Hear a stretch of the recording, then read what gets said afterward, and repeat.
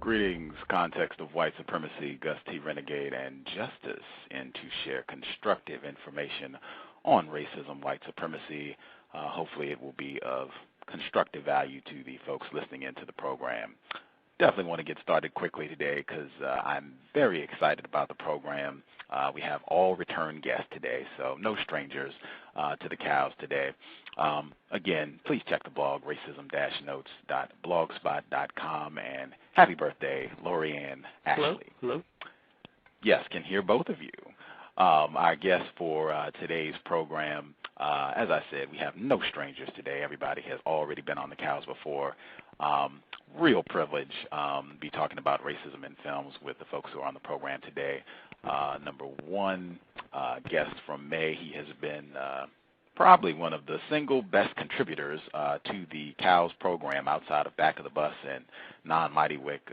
First guest was on the program in May. Excellent show. You should definitely go back and check it out if you did not hear it. While he was on the program, he recommended Ian Hani Lopez, White by Law, came on the show, was fabulous. He also recommended Ariella Gross. She was on the show earlier this month. Fabulous program. Indirectly, he was responsible for another program as well. Really enjoyed the program and probably been one of my favorite guests that we've had. University of Texas, Austin. Dr. Martin Kevorkian, are you there, sir? Oh, I just saw him on the switchboard. Dr. Kevorkian, are you there? Oh, I'll check that. Let me double check to make sure we've got the other one where they were here earlier. Actually, last month. I was going to say this month. They were here in September. MinorityReporter.com. Excellent website. Author, You Mean There's Race in My Movie. Fantastic program when they were here the first time around. Shared great information on how racism plays out in just tons of films in ways that you don't even think about. Mr. Khalid Patterson, are you with us? Indeed I am. I hope I'm with you. Can you hear me? Outstanding. Yes, I can hear you. Okay.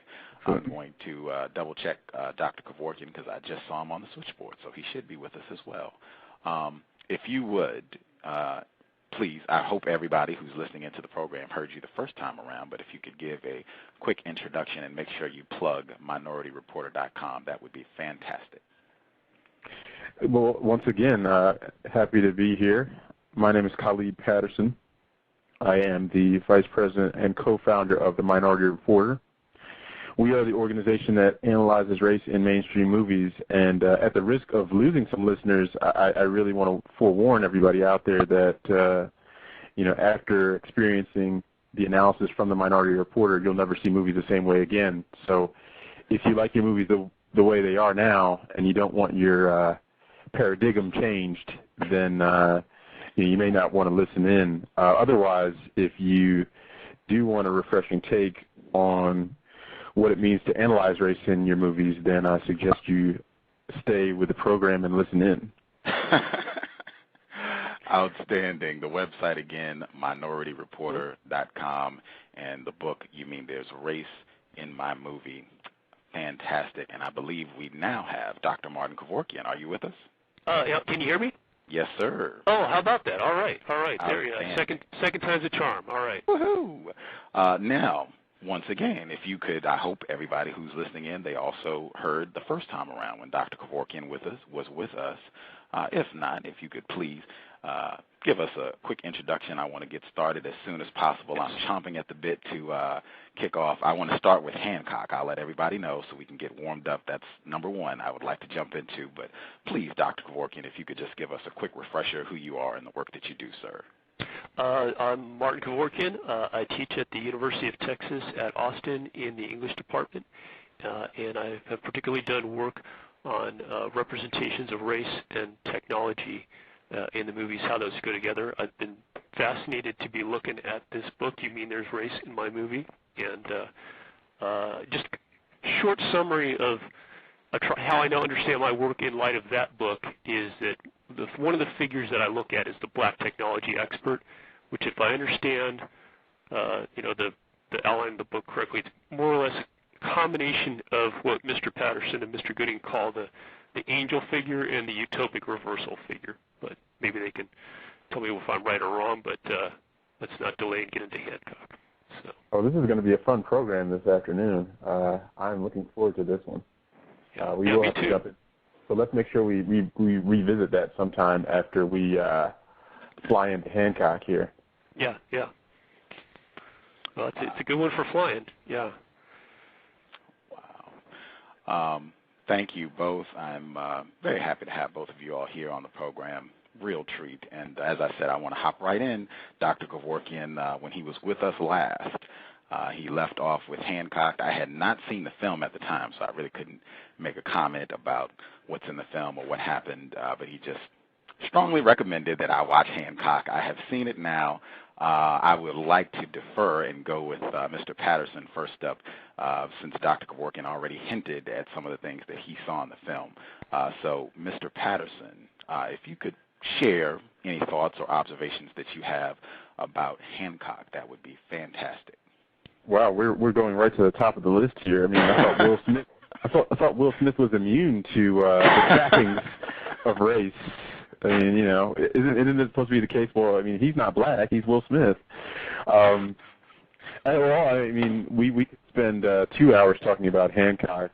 Obviously, for those who haven't heard of our analysis before, just to give a quick refresher, you know, we operate off of the harm theory, which is Hollywood's acting rule for minorities, and that states that if and when you see a minority character in a mainstream movie, they're typically going to be compromised in some way, shape, or form, typically in the form of the 6 primary archetypes that I'm sure we'll touch upon later. In terms of Hancock, obviously, or better yet, Will Smith, typically most people feel that, hey, just like a superhero, that he may be immune to the, again, the trappings of what happens to the ordinary minority character in this case. Yet when you look at Hancock, and if you look at even Will Smith's last few movies, I mean, typically, if you compare Hancock as a superhero movie, as it's purported to be, and you compare that to other similar movies, even from the same year, a la Batman or Iron Man, you clearly see that Will Smith as Hancock doesn't add up to what a typical superhero would be. And a lot of times we hear that, well, you know, it's tongue-in-cheek or it's parody, yet really, if it were a parody, again, what movies are we really parodying here? I mean, it's not as if we've seen, you know, for the last, 50 summers, a black male, or better, even broader, a minority character as a superhero in a blockbuster summer movie. So in terms of a parody, I'm not sure what we would be parodying. If you look at the details of the movie, really quickly, just compare them to, again, the Batman or Iron Man or any other superhero. Who was the nemesis? Well, I mean, there's the Joker and Batman. Iron Man, again, saving the world from terrorism, global terrorism, and weapons. And Hancock is basically, fighting against himself as the arch enemy, let alone the fact that he has to go, he's not making the decisions for himself, but that he actually has to go into the prison system to rehabilitate himself, which, I mean, if you look again at the real world context of a black male having to interface with the prison system for rehabilitation, what message is that really saying? And lastly, because again, I could go on on Hancock for the whole hour, but think about, and I'm sure we'll touch upon this later, but in terms of, again, the superhero and the romance angle, for those who haven't seen it, or for those who have seen it, understand that there's this ongoing tryst between Will Smith or Hancock and the character played by the white female lead. And if you notice what happens at the end of the movie in terms of resolution is that, unlike most movies where the hero would need to get with the female lead in order to save the day or himself or their relationship, in this case with Charlize Theron, he ultimately has to go all the way across the country, basically has to remove himself from the situation in order to basically resolve the movie, if you want to call it that. And in terms of the Minority Report, before I turn the floor over, we understand this. We look for patterns across movies, right?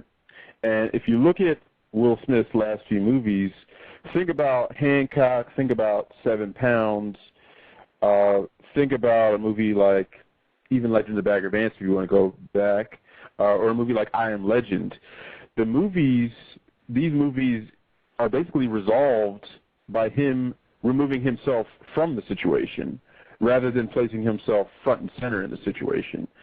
And I think that, again, when we look at these patterns, that, again, is what sets him apart from this mainstream movie space, right? Once again, it's not saving the world. He's not reuniting himself with family or loved ones. When all is said and done in the movie, he's isolated by himself. And I'm sure the doctor can attest after having seen it. I'm not even touching upon his impoverished state, the profanity directed to him. I mean, the list goes on and on. Just one indignity after another. Yeah. As I said, I had not seen this film when Dr. Kevorkian was on the program with us last time, but as soon as it's really the first 5 minutes of the film, I was just like, oh my gosh, he's basically a drunkard on a park bench, sleeping on some newspapers, and a kid comes by and is like, get up, you're supposed to be helping us. And it's like, what? And the kid walks away in disgust, leaves him with his 40-ounce bottle of malt liquor, and just before I even saw this, directed towards him by the kid. Yes. Man, this is the black superhero. Dr. Kevorkian, you really hinted at Will Smith having to separate from Charlize Theron's character in the film, that being a central portion of the film, and this really revolving around the consistent threat of the black male being close to having sexual contact with a white woman. Could you share some of your thoughts on what you saw in Hancock as well? Yeah, absolutely. I mean, the reason that Hancock in the conversation last time, I mean, Mr. Patterson has mentioned patterns across Will Smith movies where Will Smith, the black, male lead has to remove himself from the situation in order to gain the needed resolution. In the context of our discussion, it was also, a consistent pattern from iRobot, where you, Gus, had noted that it was, again, noteworthy that you would expect that there would be some romantic connection between Will Smith and the white lead woman in iRobot. Susan Calvin, I guess, is the character, but in fact nothing materializes there. I mean, you can see there's chemistry, there's possibility that you expected in the sort of hero movie arc for that to be the payoff, but there's nothing. And my thought was that sort of idea of unrealized potential is taken just to the 10th degree in Hancock, where, I mean, you say he doesn't save the universe, but it's almost like if there is a stake in saving the universe, it's that he has to remove himself from that situation. That it's going to be matter and antimatter, and things are just going to go up in smoke. I'm thinking about what he does do. I mean, he doesn't save the world. Sort of like his big grand signature gesture is kind of a joke. What he does, he goes and he does some graffiti on the moon, which is essentially the corporate logo for the husband of the Charlize Theron character. So not only is he, removing himself from that situation where there was a sexual, bond or potential between him and Charlize Theron, so that the white relationship is not threatened, but then he's got to kind of the little grace note is he's got to put in a plug for the husband's company. Or business enterprise. I mean, it's a charity thing, but I mean, clearly it's about him helping out with corporate branding, merchandising. Well, even if you think about the movie in terms of the logic of what they set forth, I mean, Will Smith is married to Charlize Theron. Yeah, that's the anterior relationship. Yeah. Right, and in terms of the normal story arc of what we might expect, is that, okay, here we have two people that are supposed to be immortal, right? Unless they are together, correct? Yep. So under normal circumstances, well, then the philosophy would be, okay, then we should be. I'm just going upon movie convention, is that we're living forever, but you know what? We're going to get together so that we can basically live out the rest of our lives and die together in peace, right? Otherwise, if we look at the movie's trajectory, she's basically saying, well, you know what? No, I'm actually going to live on in infinity. I'll still be, this young 30-something, and Jason Bateman will, live on, and he'll be basically 95. My kids will be 65, and, they'll eventually die, and I'll still be living in infinity. And then, who knows? Maybe then I'll get back together with Will Smith, but right now this is comfortable. I mean, it defies the logic of what most movie convention would say, which is we're going to get together, we're defying the odds, we've decided to choose mortality because we love each other. Yeah, yeah. Or even in movies where, there's not even a possibility of choosing mortality, there's at least this passionate moment of reconnection. I'm thinking of like the Pirates of the Caribbean deal where, what's her name and what's his name, Orlando Bloom and Keira Knightley, like they're going to be separated, but they have this one beautiful day of, getting together, and that's, that's the payoff for the movie audience. At least you get to sort of vicariously enjoy that connection. But even yeah. That's actually a great example to bring up because, and again, this is why we challenge our audiences to start to look for patterns, because if you watch Hancock, well, the moment that you're talking about is somewhat implied in the scene where it's Charlize Theron and Will Smith in the home of Charlize Theron and Jason Bateman. Yeah. And there's a moment when it appears as if Will Smith is going to move in for a kiss. Yeah. And at that point in time, when it appears that he may even have, I wouldn't even call it a cathartic moment, but where he may even potentially graze lips with his white female counterpart, what happens? He basically, at that point, is thrown from through the wall out into the street, and that's the moment where we learn that Charlize Theron has superpowers. Now, if you go to Pirates of the Caribbean, the third installment, well, there's a moment in that where, I don't know if you recall in seeing that movie, and so I'm sure our audience members will, is that when Chow Yun-Fat, I believe, who's in there, there's a moment where he has Keira Knightley in the, kind of under the deck of his ship.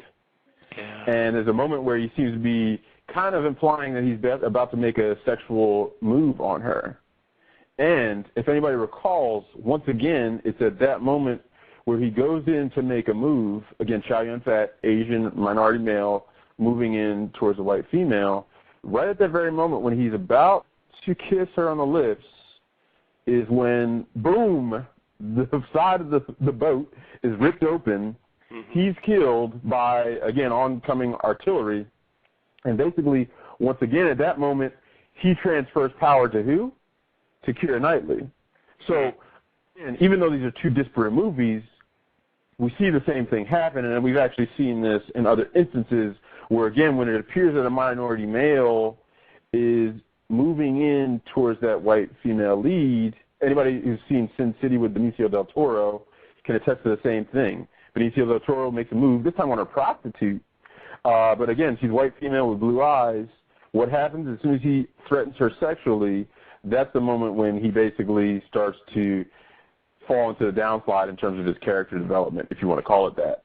Basically, maybe better than character development, his character demise.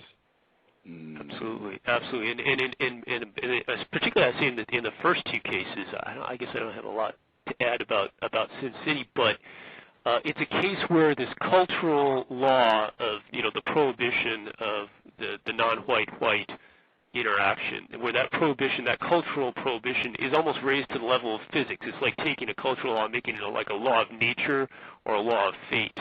The way that Will Smith is like sort of physically repelled almost like this physics experiment. Or with Chow Yun-fat, it's not that she has to do anything to necessarily fight him, but something has to happen. A cannonball has to come through, or something has to occur to prevent it. I was going to say also about looking for these patterns across movies. What Mr. Patterson was saying about what you expect about that in the ordinary pattern, Will Smith and Charlize Theron would be reunited. Film scholar Stanley Cavell wrote about the Hollywood movie of remarriage. That's sort of like one of the plots from the golden age that people love. That people were together at the beginning, and then there's been some intermediate time when they've been apart, or maybe there's a sort of a pretender to having the relationship, but then the true bond is then reestablished at the end. It's kind of like, I guess, the Philadelphia Story is one of the classic ones in that genre. But I'm thinking about, this may be a small movie, but a day was to see She's So Lovely. It was with Sean Penn and his wife, Robin Penn Wright, and I think John Travolta. And it starts out that there's the relationship between Sean Penn and Robin Penn Wright. And then something happens to Sean Penn. I guess he have to go to jail. He's out of the picture for a while. She establishes a new marriage with John Travolta, who's kind of like the straight character, like the straight arrow kind of ordinary, middle class guy. But as soon as Sean Penn, sort of the rogue, the rebel, the renegade, as soon as he is out and on the loose again, then she reestablishes the relationship with him, and sort of the ordinary, so to speak, plain vanilla guy is out of the picture. And that would be the Jason Bateman character in Hancock, if I'm making sense. That's what you would expect. That Hancock has been out of the picture. Charlize Theron has sort of this kind of everyday relationship, but the very special relationship of these two immortals would then be reestablished in the way it is in that kind of mythic arc in movies like She's So Lovely and many other movies of remarriage. I guess the other thing about, can I add one more thing about that, about patterns, is there's patterns across contemporary movies, but one of the things I think Mr. Patterson, Mr. Gooding's book also alludes to is, across the whole history of cinema, what you've got, you talk about the way that you're building upon layers of scholarship that have identified these archetypes by different names, going all the way back to the earliest cinema. That there are various types and they be called by various things, and you've got a good set of archetypes by which we can understand them in a contemporary sense. But you're saying, for example, that before you was Donald Bogle, he had a set of names, and then Donald Bogle himself was building on Sterling Brown, and people have been tracking these. People who notice that is race in the movies have been noticing the presence of these archetypes. And the one I just wanted to call out is in relationship to Hancock is Birth of a Nation. Back in 1915, I mean, this is heralded as kind of the birth of modern cinema, and it similarly has at the center of its drama the absolute need to separate the white woman from the threat of the black man. I mean, that's kind of the birth of black and white cinema right there, and this pattern, is now coming up still 90 years later. And I think people, if they don't, if they look at a movie like Hancock and they don't think about the history of that pattern, they don't sense the full weight of what that means when those two people can't be together.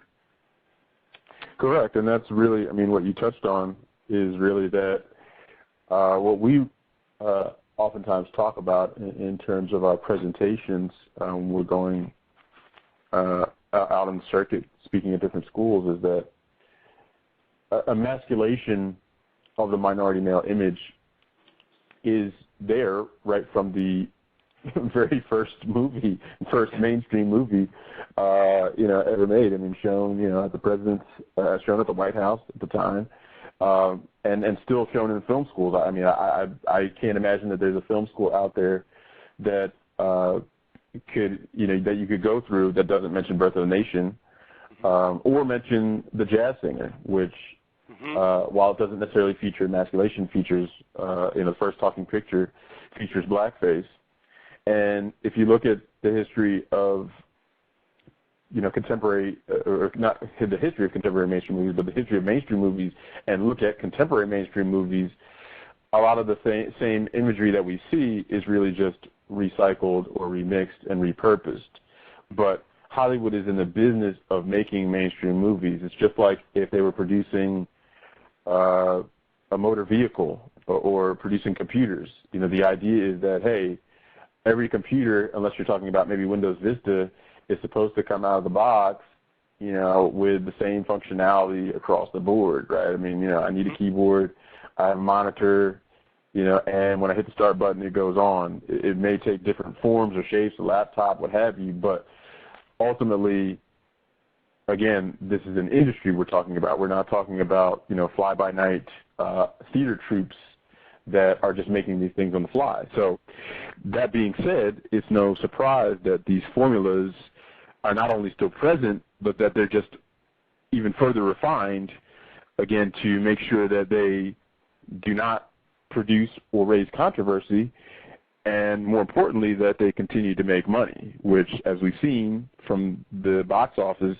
these days, hey, Hollywood, maybe they're cutting back in some ways, but at the box office, so far so good on the business front. There's no recession in terms of those weekly box office numbers. If anything, we've seen that, the industry is still strong, and as such, if the industry is strong, then there really is no incentive to change these images. Yeah. I mean, that's what the conclusion of your book. I mean, it's great. That's what you call the bottom dime, right? Yeah. I wanted to point out, since he did bring up, Mr. Patterson brought up the jazz singer, Dr. Kevorkian was indirectly responsible for Dr. Matthew Fry Jacobson coming on the program as well.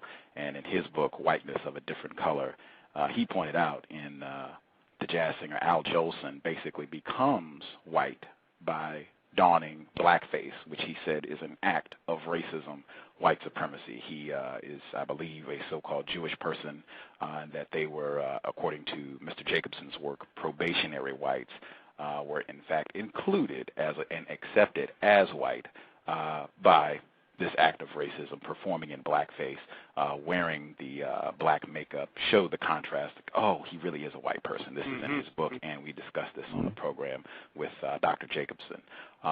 The cows context of white supremacy. I wanted to, my co-host, she is also with us, and I wanted to get her to ask some questions because I know a lot of these same patterns play out in films, Disney films, and films that younger people see. A lot of these same patterns are still there, so she wanted to ask some questions. Maybe y'all could help her pick out some of these patterns in younger films. Justice, are you there?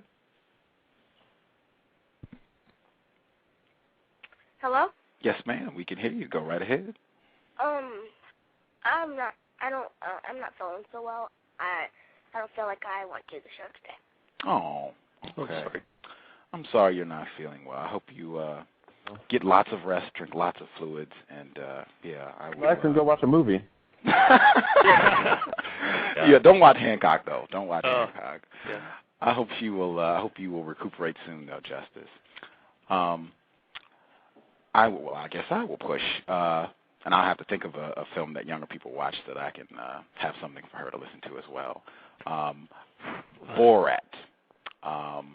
Very different film from Hancock. Very different message, but I feel racism, white supremacy is very strong. Dr. Kevorkian sent me a message where he lamented the fact that I suggested that he watch this film. He said he had tried to avoid it, but he did watch it for the program, so I'll go to him first so he can share what he observed in watching Borat this week. Goodness, I wasn't on that email. What's that? No, I said it kind of indirectly, but yes, I did confess that I kind of avoided the movie, but I mean, I probably should not have. I mean, as Gus, justly said, no sympathy here, sir, because I watched it twice. Or correctly, you said I made myself watch it twice. Yes, I did. Important distinction. But I mean, where to begin? I mean, I think it's a movie that is just filled with contempt, and it's hard to know exactly contempt? where it all. Is that what you said? I don't know. They feel like that's kind of the overall tone, and I'm not sure where exactly it lands. I think it wants to it wants to suggest that it wants to get a pass under the badge of irony. I mean, this is something that Mr. Patterson talked about. People say with Hancock, well, it's a parody or it's a satire, and I mean, it couldn't be plainer that that's what Borat wants to be.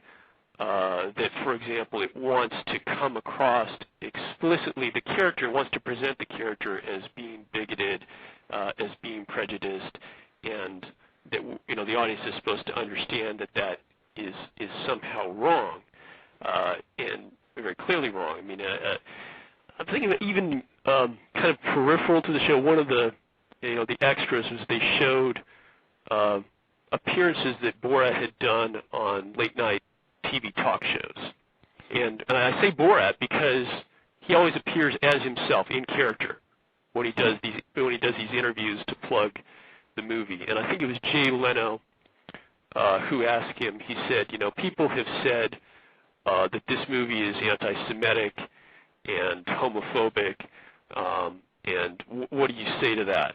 And Borat, he almost didn't miss a beat, but he just waited for a second. He just smiled and he said, "Thank you very much."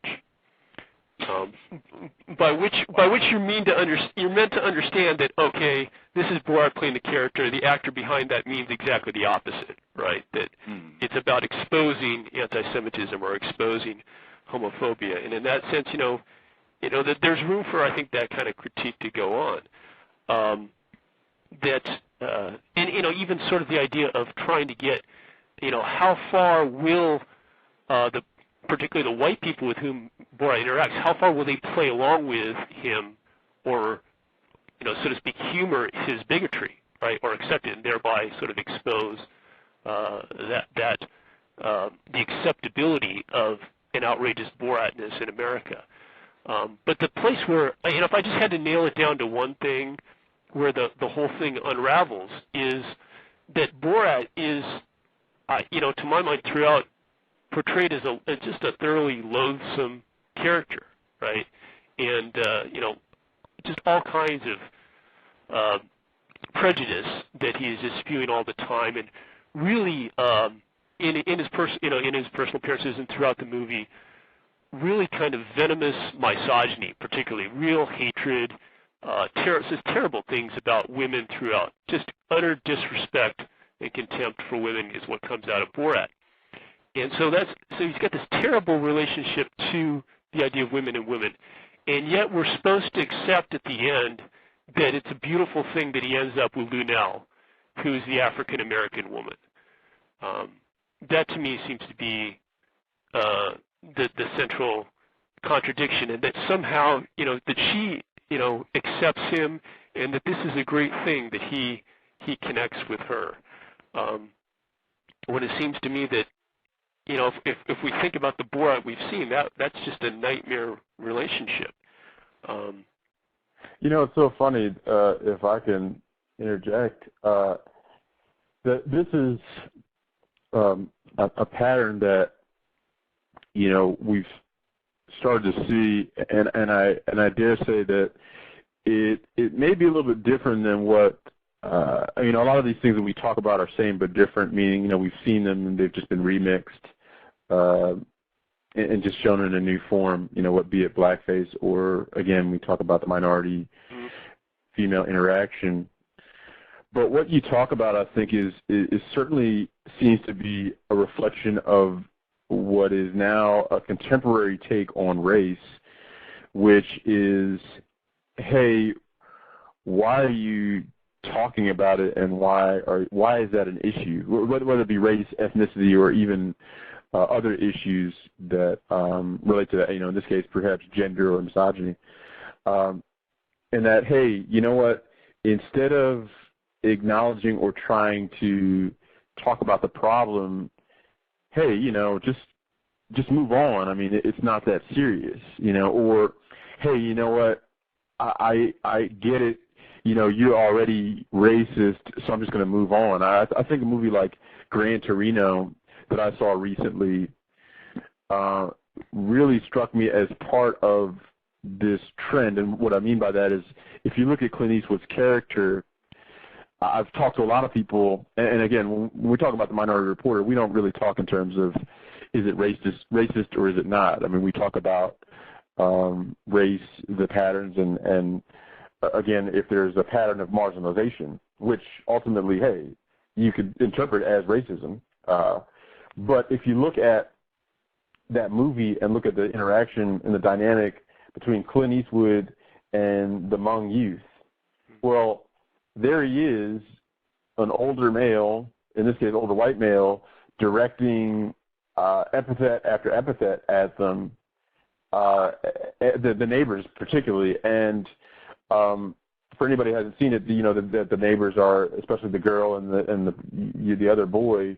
you know, what are they? They're about maybe late. They're teenagers, and the one I don't even believe is a teenager. I think she's supposed to be about 15 or so.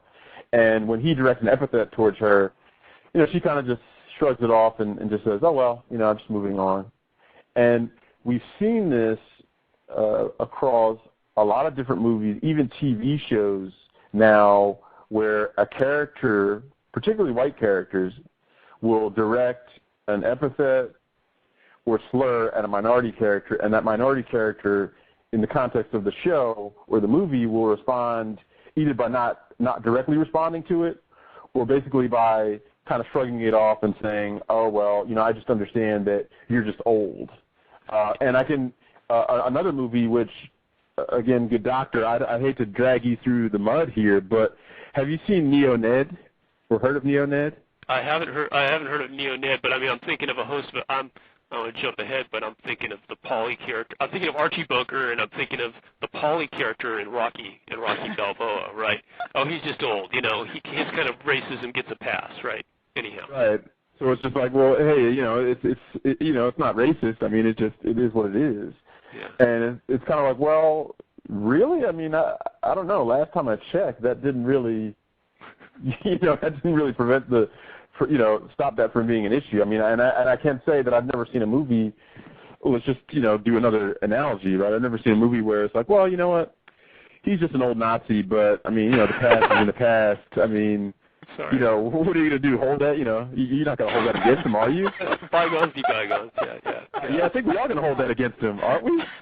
Yeah. So, I think in terms of, and I dare say, I don't want you to rent it. I don't know if you have Netflix. You can at least watch online now, so you don't have to wait for it in the mail.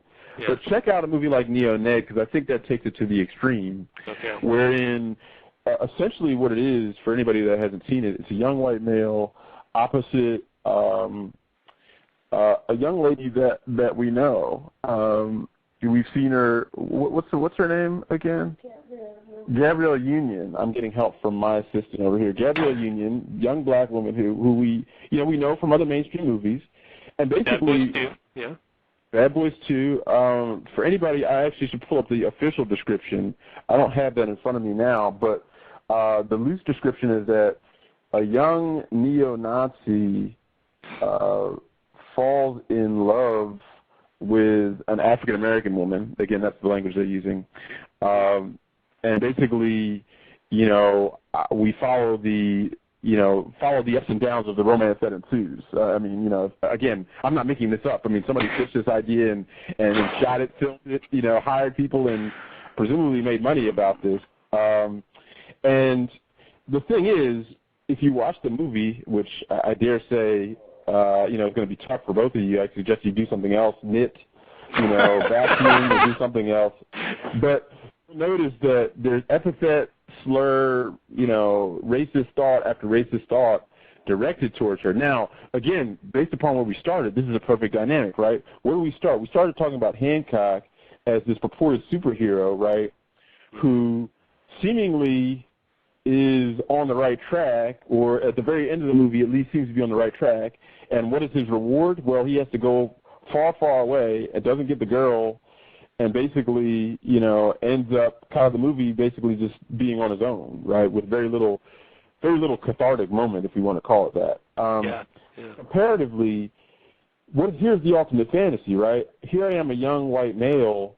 I'm able to direct, I'm able to drop the N-word. I'm able to say that I beat this black guy to death.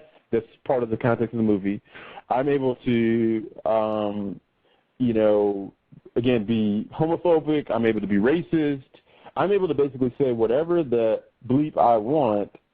But, oh, by the way, I end up getting with the girl. Who happens to be really black. attractive girl. Yeah, right, exactly. Right, who happens to be basically, like you said, not just any girl, right, but somebody that we would, like you said, be considered attractive, right? So look at that dynamic, right? This character that would basically have no shot under any normal circumstances by movie's end is able to get the girl, and not just get the girl, but actually have what amounts to a relatively intimate scene with Gabrielle Union. I mean, I'm not sure. You know, again, I know there's kids listening out there, but I think I saw some cheek, and I'm not just talking about, the ones where you pucker up your lips.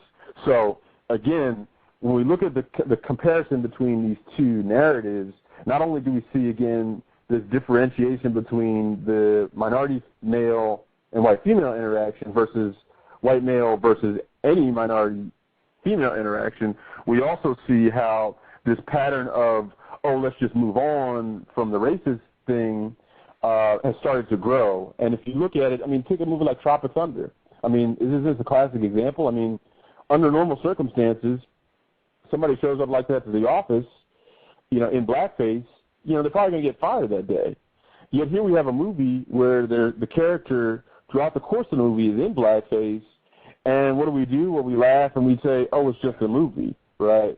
And, oh, well, you know what? We had the black male there to basically speak on behalf of the black audience to say that it wasn't wrong. Well, what happens to that black male character in Tropic Thunder?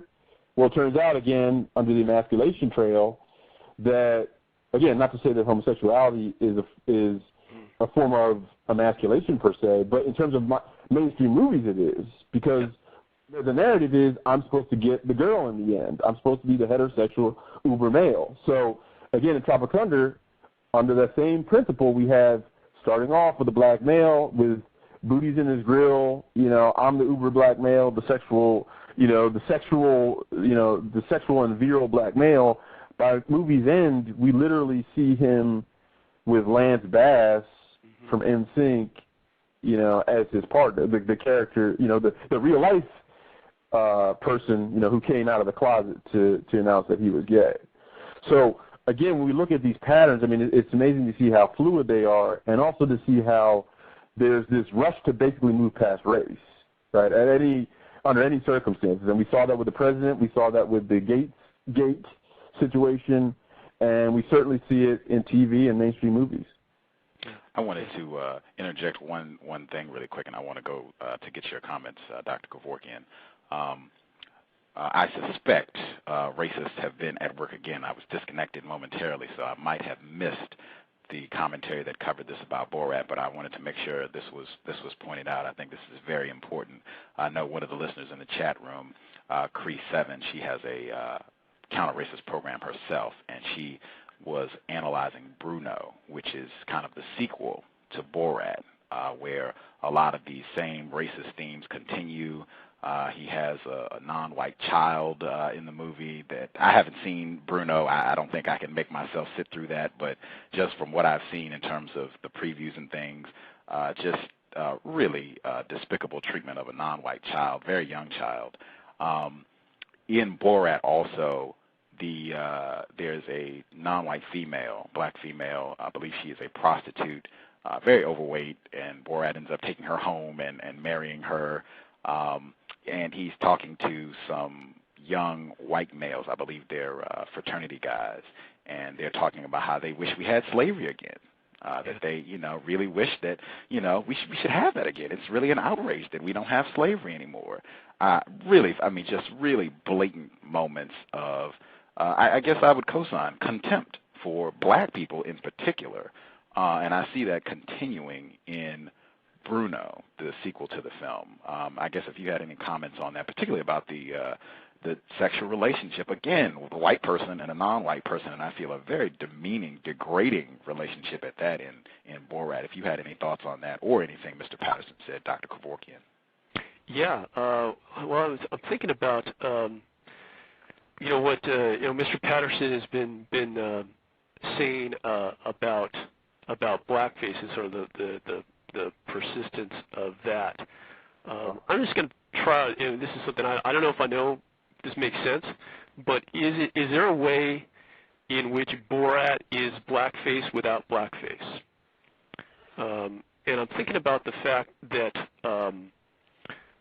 when Borat first arrives in America, there's something very striking about the way that America is portrayed.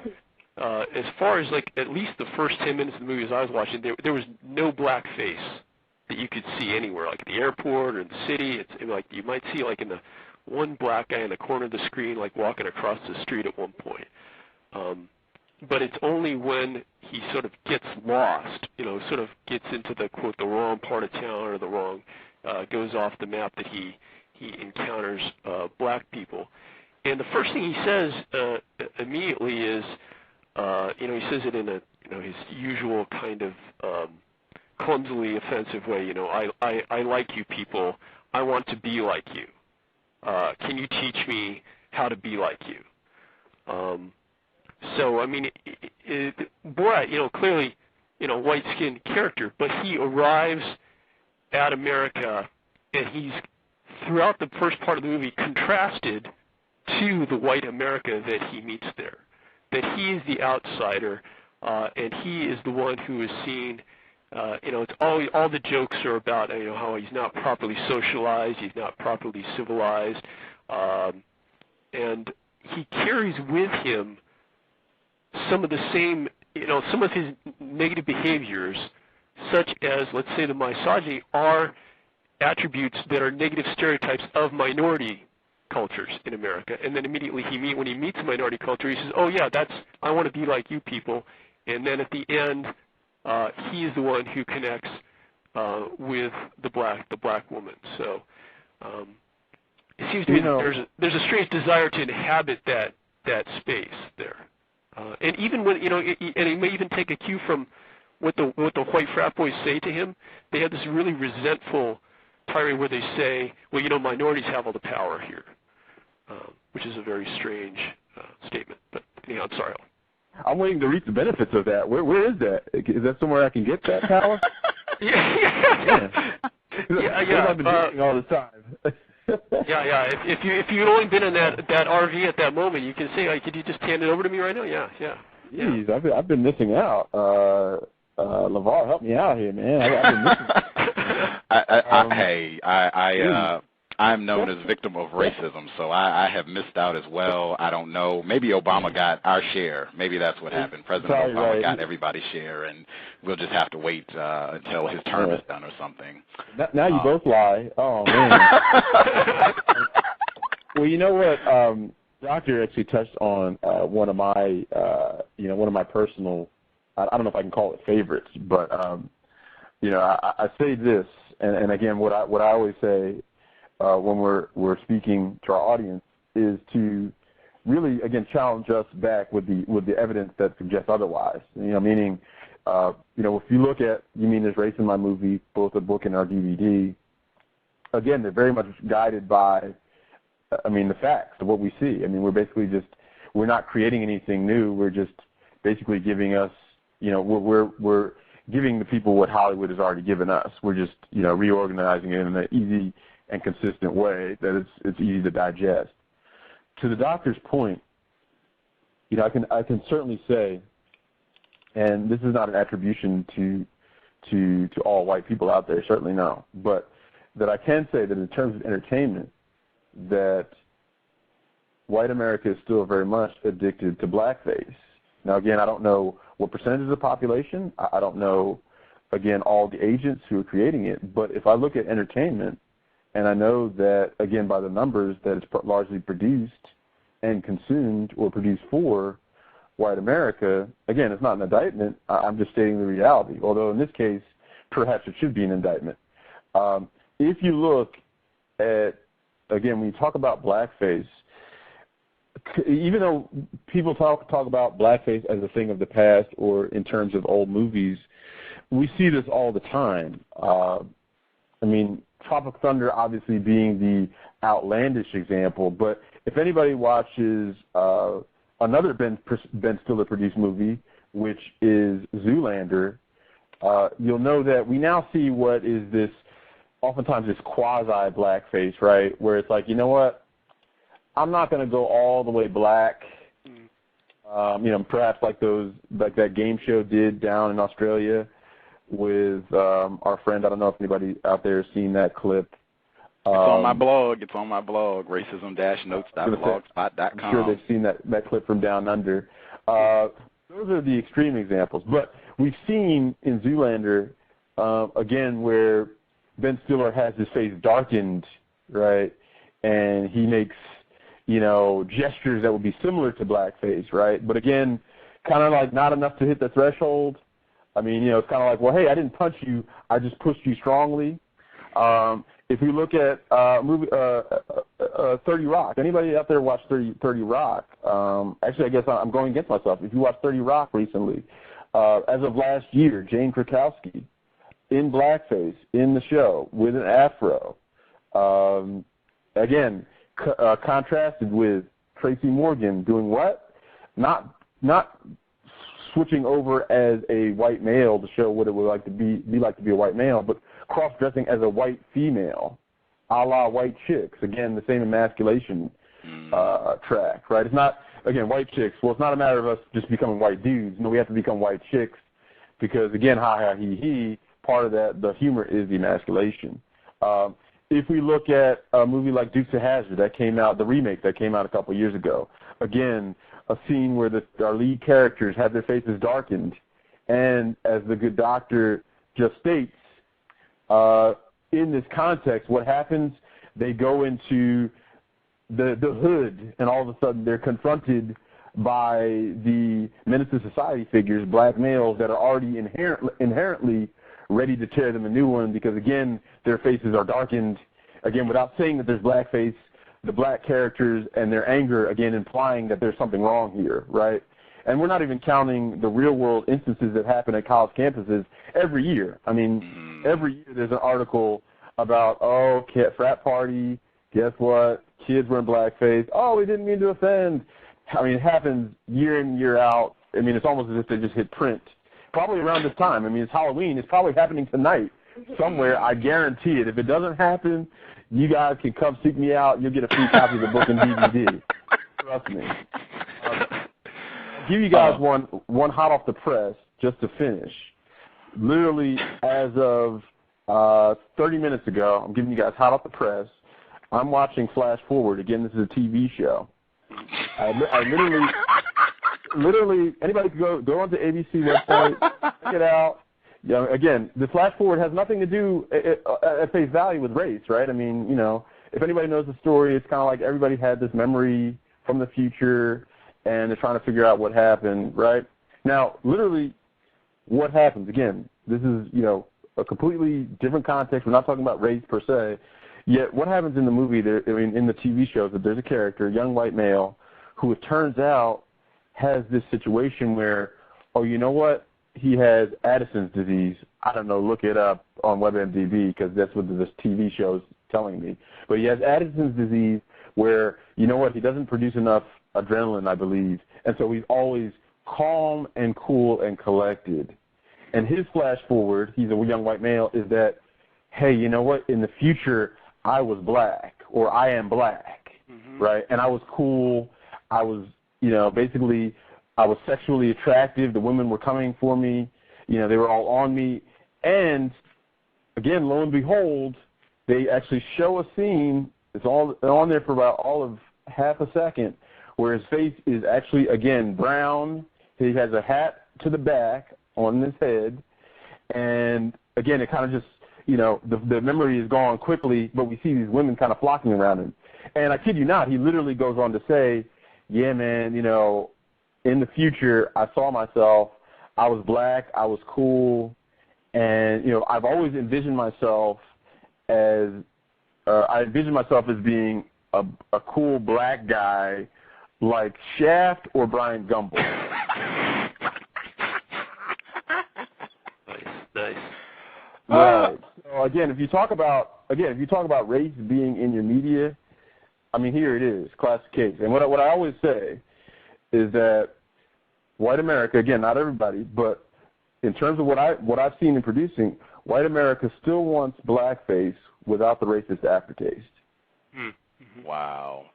I was cracking up laughing because one of my listeners, Lorianne Ashley, she told me about Flash Forward about a week ago, and I saw the episodes, and we watched the latest episode this week. We watched it, and I was stunned when I saw that scene.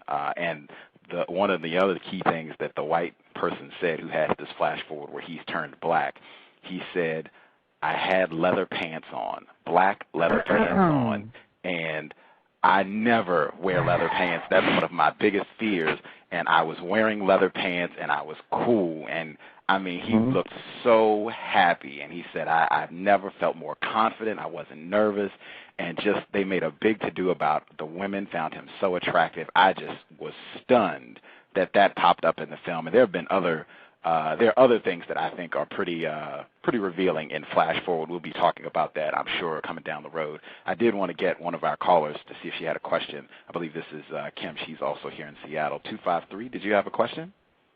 Yeah, I had a question. Go right ahead. In the movie and media period, there's a lot of racism that we all know is involved. I'm wondering, just like there's a disclaimer for cigarettes or alcohol or drugs or, just anything else, like what do you think about the idea of having a disclaimer on media, like movies and, things that have racism? Because we all know that racism is very detrimental and kills many non-white people. I'm just wondering, what do you think about having a disclaimer such as that on movies and whatnot? Ma'am, I think you might have just truncated your opportunities for becoming a producer in Hollywood. I hope that you weren't on that track, but I don't know if they'll like to hear that. But I think that at the risk of jumping in, and I know the doctor had a point there, but I think that in many respects you're right that there clearly is something going on there that can have an impact on the viewing audience. And when you talk about disclaimers, well, the first thing that comes to my mind is that there's a rating system that basically warns people, right? I mean, we don't even have to go to cigarettes, right? We can go to the movies.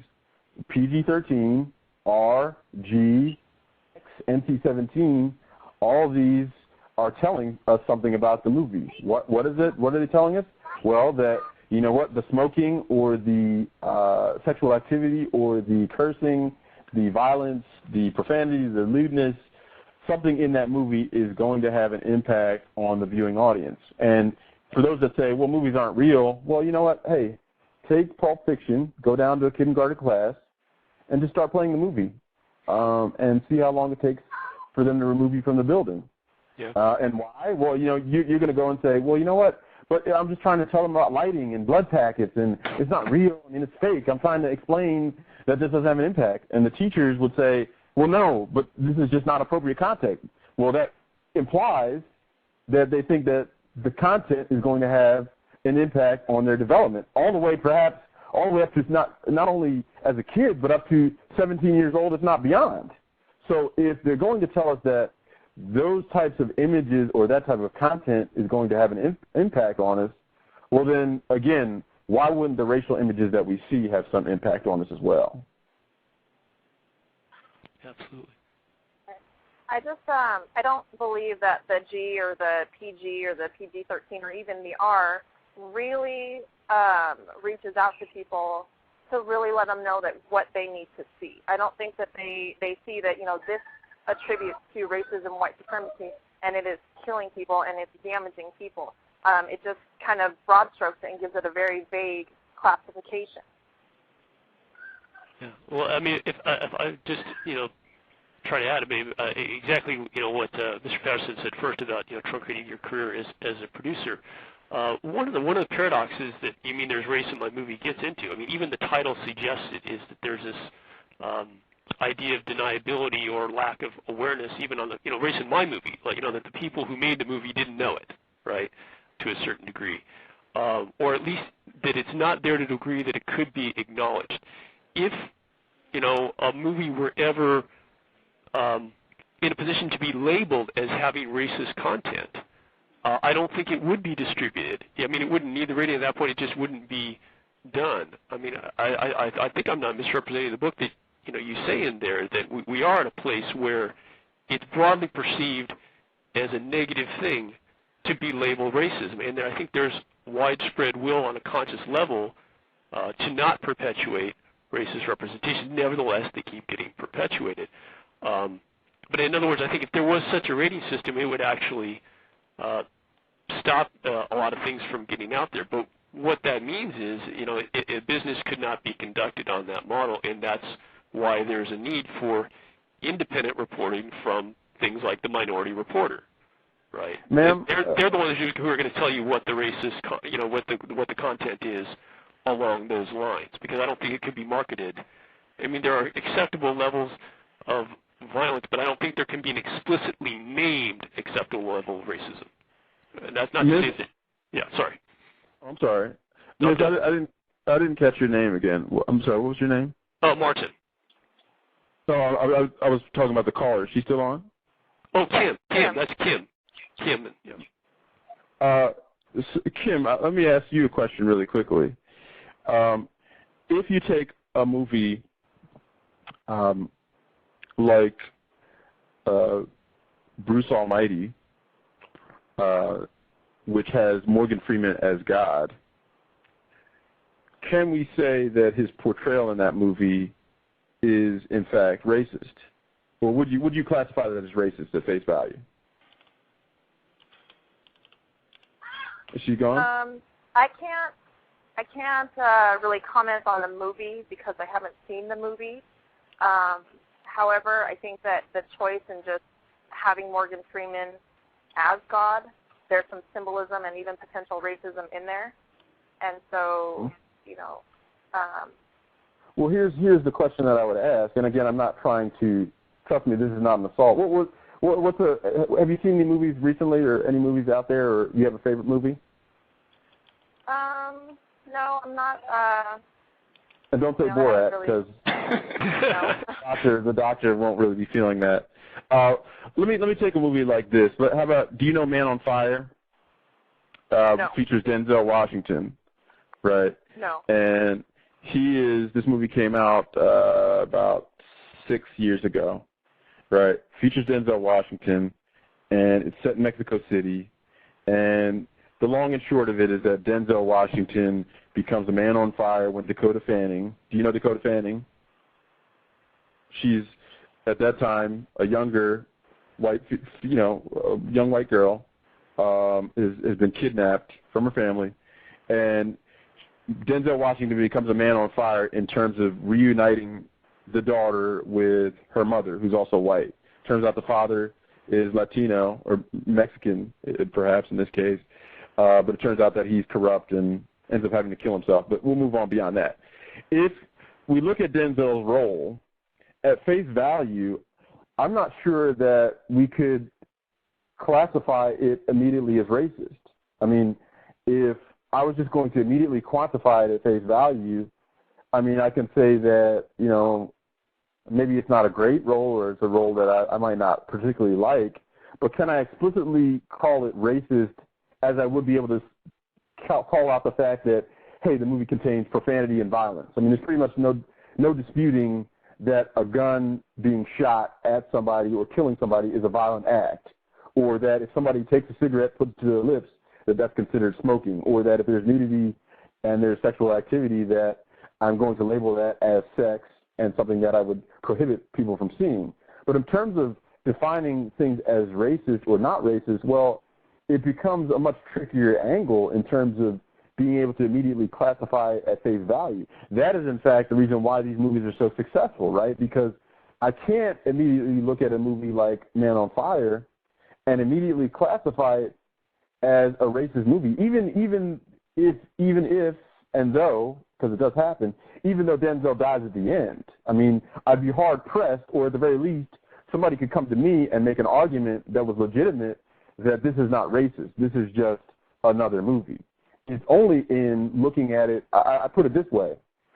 Think about being a lawyer, right? And think about this in terms of a trial. Well, turns out in this case, you know what? there's a lot of reasonable doubt. I mean, it's not really something you can classify as racist. I mean, the defense has poked holes in the argument. You know, good luck with that. So what you have to come back and say is, well, you know what? I'm looking at this now as a class action lawsuit, right? Why do we have a class action lawsuit? Well, because individually, yes, I can't really prove at an individual level that that was a racist act or that there was a disparate impact. Yet, on a macro level, I'm able to show you that in terms of participation, right, in the mainstream movie space as compared to white characters, that there's a clear differentiation over time and within movies that minority characters are most likely going to be put onto this track and that white characters are going to be put on this other track where, again, they experience romance, they leverage their intellect, they're tied to family. Again, now all of a sudden we look at a movie like Man on Fire, it starts to make a little bit different sense to us in a way, right? All of a sudden we think family tied. Okay, right, here's a young white girl reunited with her white mother in Mexico City, right, with no other white characters around. All minority characters are removed. The white characters are there together at the end of the movie, and they're free to go on and experience their catharsis and presumably live on happily ever after. So in terms of this, you know, a label individually that can give people an indication of what type of content there is, at least in terms of being racist, it's a little bit trickier, which is why we have the archetypal structure and the prototypes. So in other words, you're able to say, well, you know what, perhaps that role, Bruce Almighty with Morgan Freeman, is not necessarily immediately racist, but it's clear that he's fitting in this role that puts him squarely in the margins of what the white characters are experiencing on a regular basis. And with that knowledge, again, now we have consumers that are armed to make a decision, right? You understand the archetypes and the prototypes. Now if you're going to continue to support Hollywood, you have to do it with the knowledge that they're perpetuating this disparate impact, and that you can no longer use the excuse to say, well, I didn't know, and therefore it was okay for me to contribute to Hollywood's bottom line just because I didn't know. Wow. I want Kim to hang tight on the line because I know she has a comment she wants to make, but I would kick myself if I did not get an opportunity having both Dr. Kevorkian, author of Color Monitors, and Mr. Patterson from MinorityReporter.com and author of You Mean There's Race in My Movie, if I did not get Collateral in. I will definitely, I'm going to go to Dr. Kevorkian first because I have checked out Mr. Patterson's work, and I know they have incredible information just on the marketing alone of how that movie was marketed. But yeah, I definitely want to get input on that because we have, I mean, all stars in this film. You got Tom Cruise, Jada Pinkett Smith, Jamie Foxx. Dr. Kevorkian, your thoughts with Collateral? Well, this is a good point for me because I think this is, for me, would be a version of, you know, the kind of the challenge or the good question Mr. Patterson just put out there for Kim. You know, is there a movie that you liked, or the movie at face value, you know, didn't strike you, you know, as being racist, that if you know that you might have a blind spot for, and you know, I think that in comparison to a lot of the movies that we've been thinking about, and you know, not even having seen it, but just having read the You Mean the Race of My Movie, and having read Mr. Patterson, Mr. Goodney's analysis of Man on Fire, it struck me that there are a lot of things to like in Collateral in comparison to movies like Man on Fire, where Man on Fire you see Denzel Washington is sticking his neck out to save the little white girl, right? And that's why he's putting his life on the line. And actually, I just found out, I hadn't seen the movie, but you know that he loses his life in the end. I'm sorry. I said sorry about that. No. That's quite all right. But and you know that's also something you've seen earlier. I don't know if you've seen Virtuosity with Denzel Washington. I did see that, yeah. Yeah, but similarly, he's sticking his neck out to save the little white girl at the end, right? So that's sort of his angelic function, and he has to like plug in his bionic arm to do it in some way. But so that's why it was robot. Yeah, that's right. So, but the point is, in Collateral, you have Max Droscher, the Jamie Foxx character, who early on in the movie is, established as the hero, as the central character. He is given a romantic connection with Jada Pinkett Smith.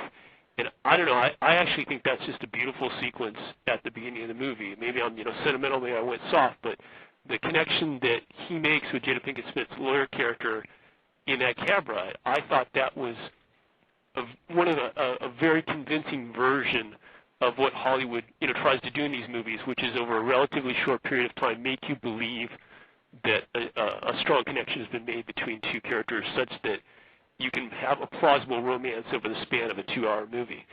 So, he's got a real connection to her, and in the end, she's the one that he is sticking his neck out to save. She's the one that he is taking dramatic action, and he has an interest in that.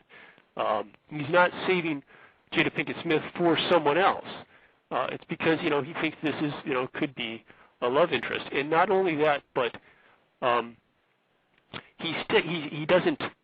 furthermore, he doesn't self-sacrifice himself in order to do this. You see the self-sacrificial black character so many times. I'm thinking, I Am Legend, takes that to the nth degree, where the noble, heroic black man sacrifices himself to save everyone else or save the world. Here, Max is taking decisive action from the middle point of the movie onward to save himself. And he does save himself, and he makes it, and he is victorious at the end, and he gets the girl. So if you look at the main, hero arc of the movie, I think there's a lot to like. Now, I don't want to steal Mr. Patterson's thunder. What I also like is that in sort of on a book level analysis, you can start to look at a movie like this and start to look at sort of the peripheral characters or the minor characters. That's what I always, think is often the blind spots of movies. And you talk about, for example, the treatment of the detective that is also going after the Tom Cruise character and the way he is ultimately expendable, portrayed as a Hispanic character. So there's a way in which there's still a willingness to sacrifice the minority character in that arc. But I'll just put it out there. I liked Collateral as a movie, but I can also see even just renting the DVD. I think that there's a huge buzz for the movie about Jamie Foxx's performance. Actually, how I came to see the movie was people talking about you got to see Jamie Foxx in this movie. It wasn't about you got to see Tom Cruise in this movie, and I think his career got a huge boost from it. But still, even in the DVD, it's a 2-disc set, right? Disc 1 is Tom Cruise's face. Disc 2, the additional features is Jamie Foxx's face. So, just right. Well, I think it's a great time just to state for anybody again that's not familiar with the Minority Reporter that we in fact when we're watching movies, I mean we do love movies, despite the fact that we analyze race in mainstream movies, and again race as we argue is in many respects just another element of the Hollywood movie making industry. I mean. You could look at that sadly, or look at it in a positive way for some people. But I think really, in many respects, race is much like lighting or cinematography, or set design, in terms of it being a consciously created decision to use a character that is not white. And history has shown. Just in looking across movies and across over time, that the choice of a non-white character is a decision. Again, if you look in our book and look at the story behind Max Keeble's Big Move, which had a black writer, again, who pitched the story as, again, it was just an everyday story. He just happened to be black, but that being the first change the studio made was to change that character from white to black. Why? Well, for any number of reasons, but primarily because they knew that having that character as a white character would increase the audience. Now, in a case, and again, that being a situation where, hey, who's to say there really is no evidence to the contrary, right? I mean, basically they're able to say, well, we know having a white character will have a wider audience, as opposed to what other movies featuring young minority youth in everyday ordinary stories. I don't know. I haven't seen those movies, so I guess in a way they could say they're right because we don't really have any other evidence to suggest otherwise. In the case of a movie like Collateral, again, the question, is there race in my movie? Well, the answer is yes in this case. If you look at the context of the story, the doctor referenced, I believe LeVar referenced as well, that in our book we talk about how there was different marketing for this movie in urban areas as opposed to areas that had larger presumably had larger percentage of white people, i.e. in those areas where there are a larger portion of white people, that they actually marketed Tom Cruise's face. And Tom Cruise, by his contract, anybody who hasn't seen it can go back and look at his movies and actually sees that, again, this is in his contract. This is not just, it just happens to be the case, but that his face will always be large on the cover of any piece of collateral unless he says otherwise, which, again, just speaks to his power. And in the case of Collateral, he actually waived that, if you want to call it right, he waived his right to have his image as the primary image in marketing materials. Why? Because he figured, well, Jamie Foxx may actually play a little bit better in South Central than I would. And again, who's to say that he's wrong? Again, I'm basically just going off of what somebody else decided to do, right, in terms of making a decision that they thought was based on race and appeal. If you look at the actual movie itself, this, I don't want to say this goes to blackface, but ironically it's actually along the lines of what we just talked about in terms of flash forward. If you look at the subtext of the movie, anybody remembers the scene where Tom Cruise actually takes Jamie Foxx to Ladera Heights. And anybody who's been to LA, right? Jazz club. Right, it takes him to a jazz club. And anybody who knows Ladera Heights knows that at least at one point in time, that area, still is today, but was a hotbed of, up-and-coming African-American activity, right? I mean, it was a fairly middle-class area, with fairly well-to-do African-American population that would be doing what? Consuming things like jazz and going to clubs and otherwise being socially progressive, and in comparison to the default, regressive image of black people in movies. And there's a pivotal scene, and if you look at the story development, there's a pivotal change for Jamie Foxx wherein Tom Cruise is basically saying to him, you know what, I'm blacker than you are. I'm taking you to Ladera Heights. I'm telling you about jazz music that you didn't even know existed in your own backyard. These are basically your people, and you don't get it. I'm the cool white guy who basically is black, even though my hair is white. I'm able to navigate this world, and here I am. I'm handling business. I'm handling, the underworld, which, in a way, right? That's how they're flipping it. In a way, typically it should be the black guy that knows that world, right? It should be the black guy that's taking him to Ladera Heights, saying, "Here's how you do it. Here's how you're cool. Here's how you're going to make a deal." And the pivotal moment, it's very important to note. One of my other personal items is to note, in terms of emasculation or black male representation, is to note when black males particularly have glasses on. Mm-hmm. Look across all types of advertising, movies, media. Take note when black males have glasses on. Why? Well, glasses reduce the threat, right? I mean, anybody that wears glasses, unless you're shades, I'm talking about, the bifocals, right? You have glasses on, that reduces your threat level if you're a black male. I mean, in terms of the traditional image, right? I mean, you're not going to see Snoop in a music video with the half rims or the bifocals. If they're half rims, they're on a vehicle. But what is the point in time when Jamie Foxx makes his transition? What does he do? He takes off the glasses, right? Absolutely. Suddenly, he becomes the black guy that's going to take charge and is going to make decisions, right? So in terms of the overall storyline, I would say that, again, you're right. This movie, in many respects, has features that are a lot different than what we normally see for black characters. And not surprisingly, as a result of it, we see that basically Hollywood took a non-traditional approach, right? They asked Tom Cruise to do things differently. And if you look at it, again, I don't want to say that this was all in Tom Cruise's plate, but think about how in the end he still comes out on top, right? In terms of, well, you know what? I'm the one taking the risk here, right? I'm the one that basically is going to be in a movie where I actually die, and it turns out I'm not going to be the hero in the end, which is what I've always done. So I'm going to be very guarded about the marketing. I'm going to, at my discretion, allow them to not show my image in certain areas.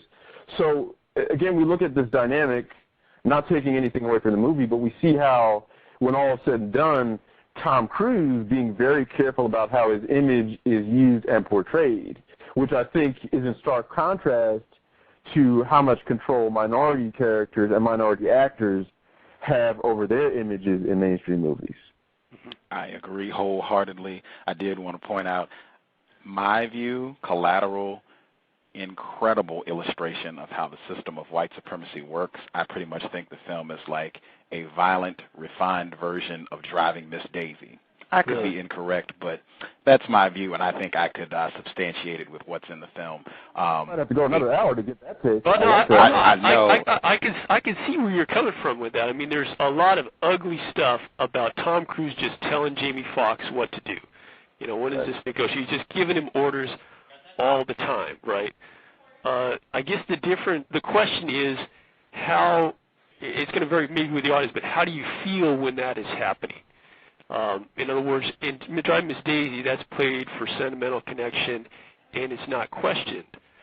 But here, my feeling, seeing the film is I'm with Jamie Foxx every step of the way, and I'm looking for the ways that he is resisting and refusing to buy Tom Cruise's line that you don't have a choice. Content yourself that you never had a choice. And yet, every turn that Jamie Foxx has an opportunity to countermand the will of Tom Cruise, he takes that opportunity and runs with it, and he ultimately gets out from under that. And I think that it's not the same racial dynamic, but there are other movies and other forms of cultural entertainment where the basis of the movie is that the hero character is held in the thrall of the villain, and the villain is trying to make the hero into a pawn. I'm thinking of like 24. Where Jack Bauer is being set up to, he's got to do everything that the bad guys tell him to do. I don't know if you saw Nick of Time with Johnny Depp, but it's a version of the Collateral thing. It's the tagline for the movie is 90 minutes, 6 bullets, no choice. Christopher Walken is pulling the strings, and he's going to make Johnny Depp into a killer, and Johnny Depp is powerless. He supposedly has no choice. But this is a movie where there's an additional potential ugliness in that it's the white character Tom Cruise telling Jamie Foxx what to do. But what I find to celebrate is the way that this movie has Jamie Foxx resist that and triumph over it. I would like to say that's why I was able to enjoy it. On the other hand, it may just be my blind spot. So.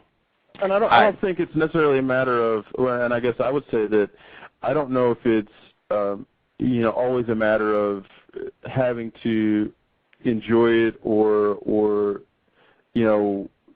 reject it. And I think that's one of the things that when I think about younger audiences, one of the reasons why younger people are often so concerned about talking about race, as I see it, is that they're fearful of finding themselves in that dynamic, right? In other words, do I accept it or do I reject it completely?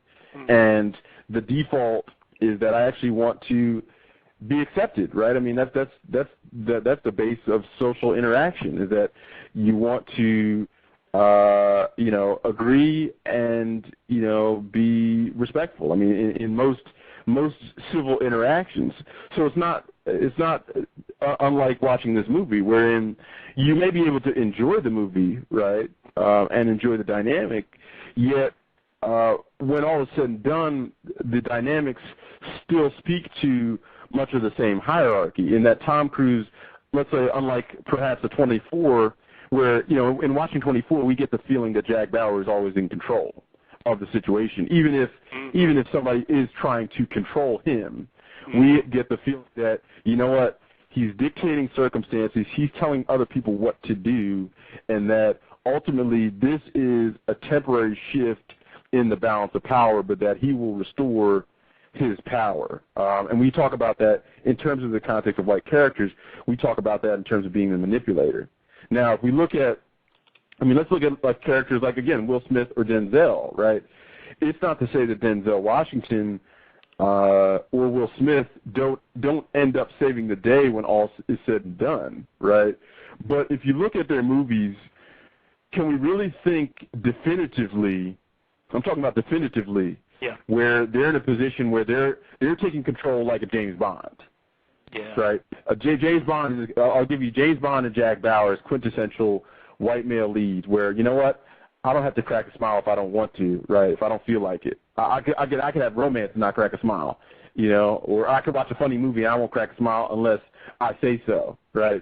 I'm making decisions. I'm telling you what to do. I want my eggs over easy. I want my, you know, drink shaken, not stirred, and I'm controlling the action from start to finish. There's no question. And more importantly, I'm surrounded by the trappings of these other important details, right? When LeVar mentioned the driving Miss Daisy, well, again, what position is he in? By default, he's already put into a servile position, being a cab driver. Oh, you know, not a small detail there, right? I mean, he's not coming in saying, hey, you know what, I'm the detective here. And even more importantly, right, we have an apples-to-apples comparison here. When we have a minority character who seemingly is a detective, the Hispanic male, when he seems to want to take control, what happens? Oops, sorry about that. You know, turns out you don't have control, and you're killed off. And one thing that I think is important, and the caller, Kim, I believe, wasn't necessarily alluding to this, but I think what we oftentimes do in terms of Minority Reporter is we actually ask people to take the opposite approach. Is instead of looking at the minority character and what's happening to them, that actually is not really telling you the whole story. What you really need to do is look at the white characters and what they're doing. Because the bottom line is that Hollywood is not making movies to make movies about minority characters. They're making them to make movies about white characters. I mean, on average, across the board. And they're made, again, on average, by white people. So if I'm going to understand what's going on, minority characters, again, are basically an insert. I mean, that's an afterthought. That's like a, hey, I may include you, but I don't have to. I mean, I'm under no obligation, right? I mean, it's kind of like that mail order. You know, I'm under no obligation to accept this, you know, after that 30-day trial period. I could send you back, right?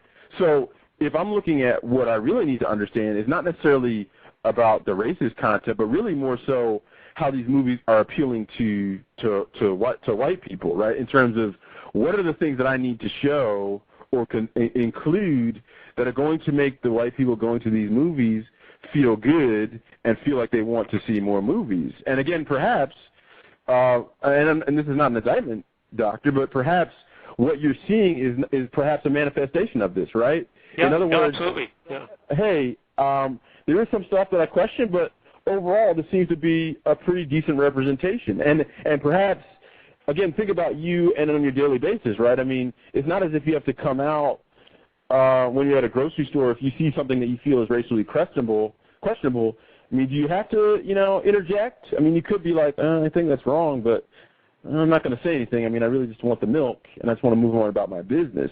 So perhaps Hollywood understands that there are people like you that are in the theaters saying, you know what, even though I never said it, this is definitely different than those other movies that I know that have content that is clearly offensive, right? That otherwise I wouldn't say to anybody, but I know in my heart of hearts that imagery is offensive. And as long as nobody brings it to my attention, I'm just going to kind of move on until somebody tells me I have to do different, right?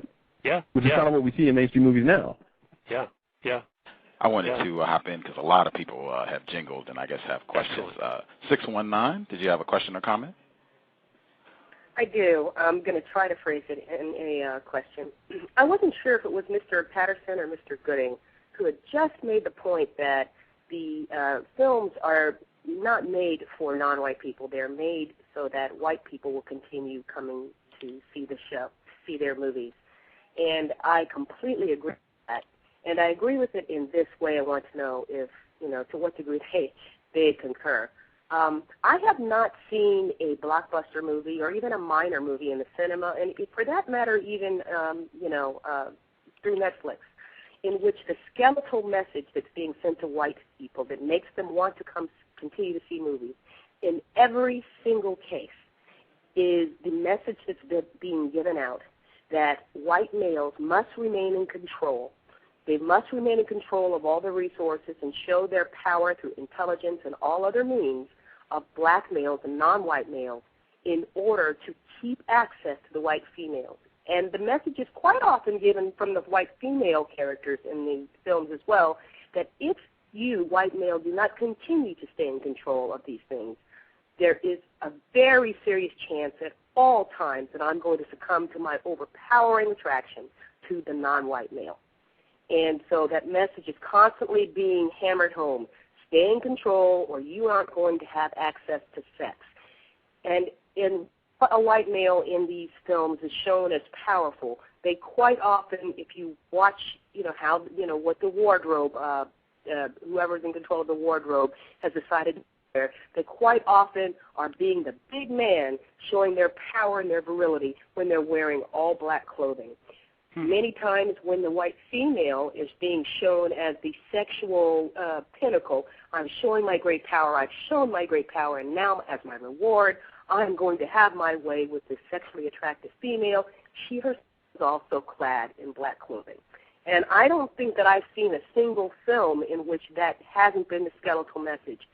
There are times in which, instead of an adult female playing that role, the female that's being protected is the single. It's very, very common for the family, the central family, if there is one, even if it's a single parent family, if it's a white family, it's very, very common for them to have one offspring, one child, and that child is a white female. And the whole point of the film is to protect that white female. And then finally, I want to see if you concur with that. And would also ask your comments on the movie that I think it was Brad Pitt who did Inglourious Basterds, in which the whole point of the film, it was a long film, but the whole point of the film was done at the end when she gives this long tongue kiss to the black male, and then there's racial suicide at the end when the white male can't take that at all, and they shoot each other. Oh, I hate when that happens. Yeah. Oh, man. I haven't seen it, but I believe you, yeah. Well, first I have to ask, what are you eating for breakfast over there? Because you're kind of serious. I mean, we're just talking about movies here. I mean, I thought we were supposed to be having fun. And secondly, you have to be careful. I mean, if you're talking about white males like that, I mean, I don't want your phone getting tapped, or I know you have to go to work on Monday. So, again, be careful about these lessons you're getting from the movies here.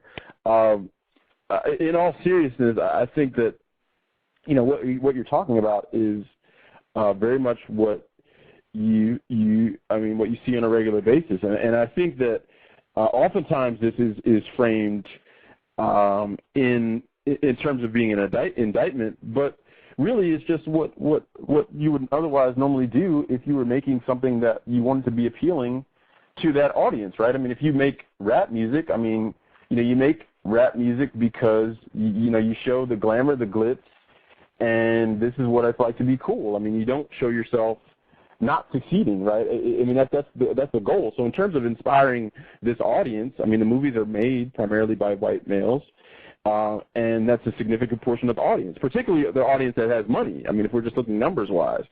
And I think that looking at that is more instructive than anything, because what you start to see is that when you look at race in your movies, what it really comes down to is that those moments of interactions with minority characters are reflecting and reinforcing what you see on a daily basis, right, in terms of the reality. In other words, the archetypes that we've laid out in our text and in our DVD and our presentations interact very intimately with the prototypes, right, the prototypes for white characters, right? So in other words, if, as we just talked about, like a movie like Borat, right, it's only when, he's getting to a low point when he comes in contact with minority characters, right? Or if we talk about the utopic reversal character for minority characters, it's only when I, as a white male or white female, run into a challenge of authority that I need to overcome this utopic reversal character, right? So very much the prototypes interact hand in hand with these archetypes, and understanding those character patterns give you a much better understanding of what Hollywood is really doing. In other words, a lot of what we see really is more so akin to maybe what you might say, and a lot of times it's more about self-interest than it is about making sure that minority characters look bad, right? And more so is about, hey, if I'm making movies and I'm white, well, of course I'm going to make movies that make somebody like me look good, because it just makes sense. And guess what? The bottom line is that it also makes me money.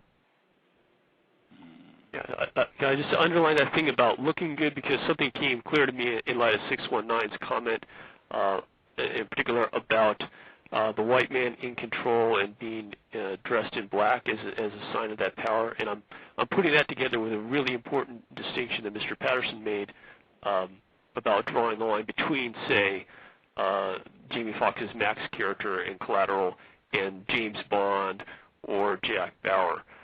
And I'm thinking about the difference between Jamie Foxx's glasses and Tom Cruise's glasses.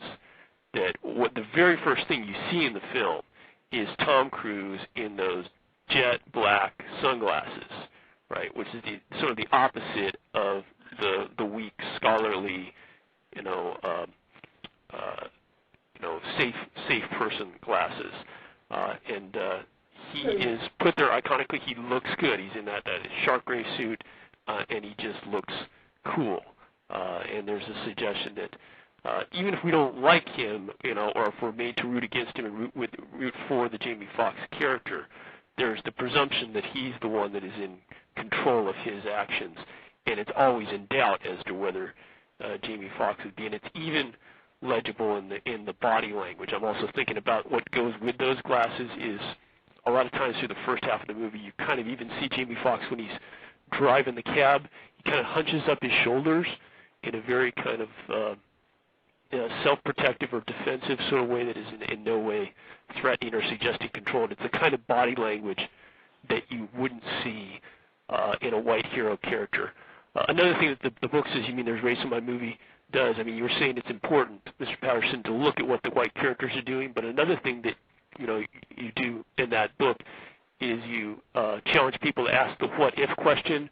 What if the black character were white, right? Would they do the same things that they do?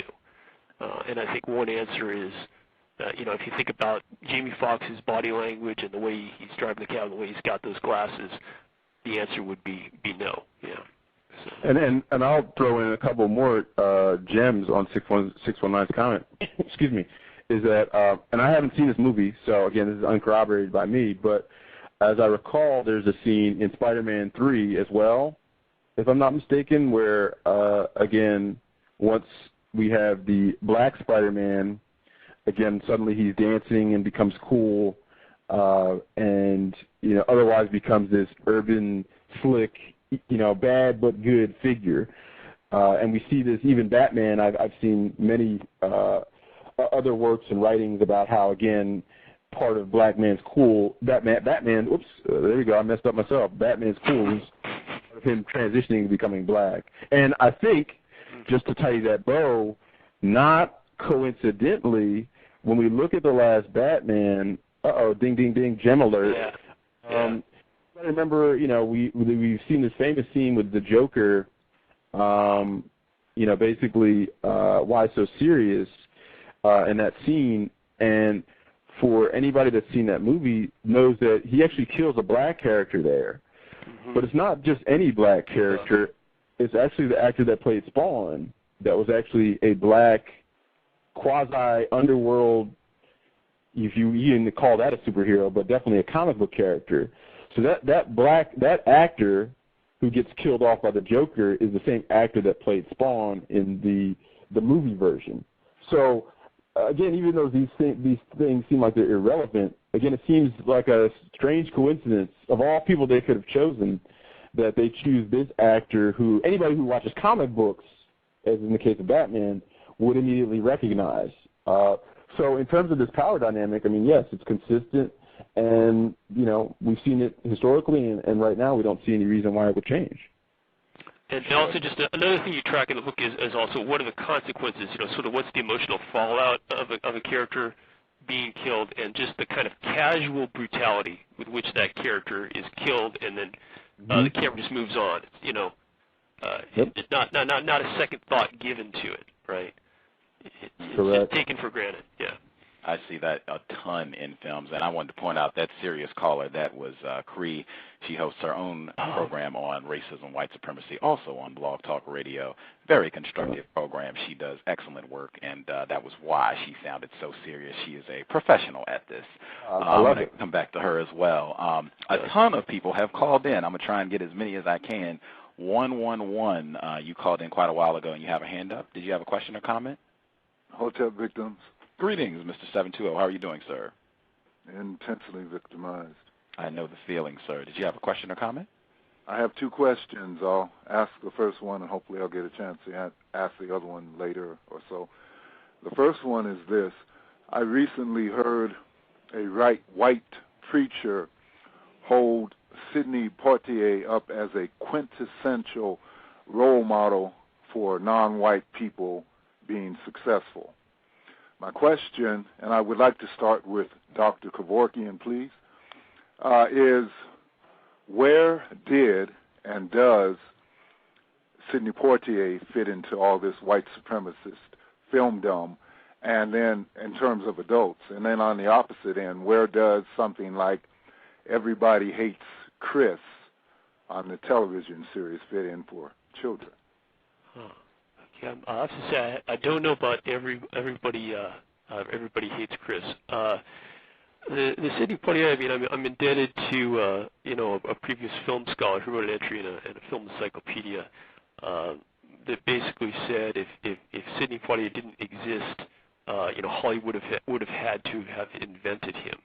I mean, he's a very complex figure, but I think that there's a need for any given time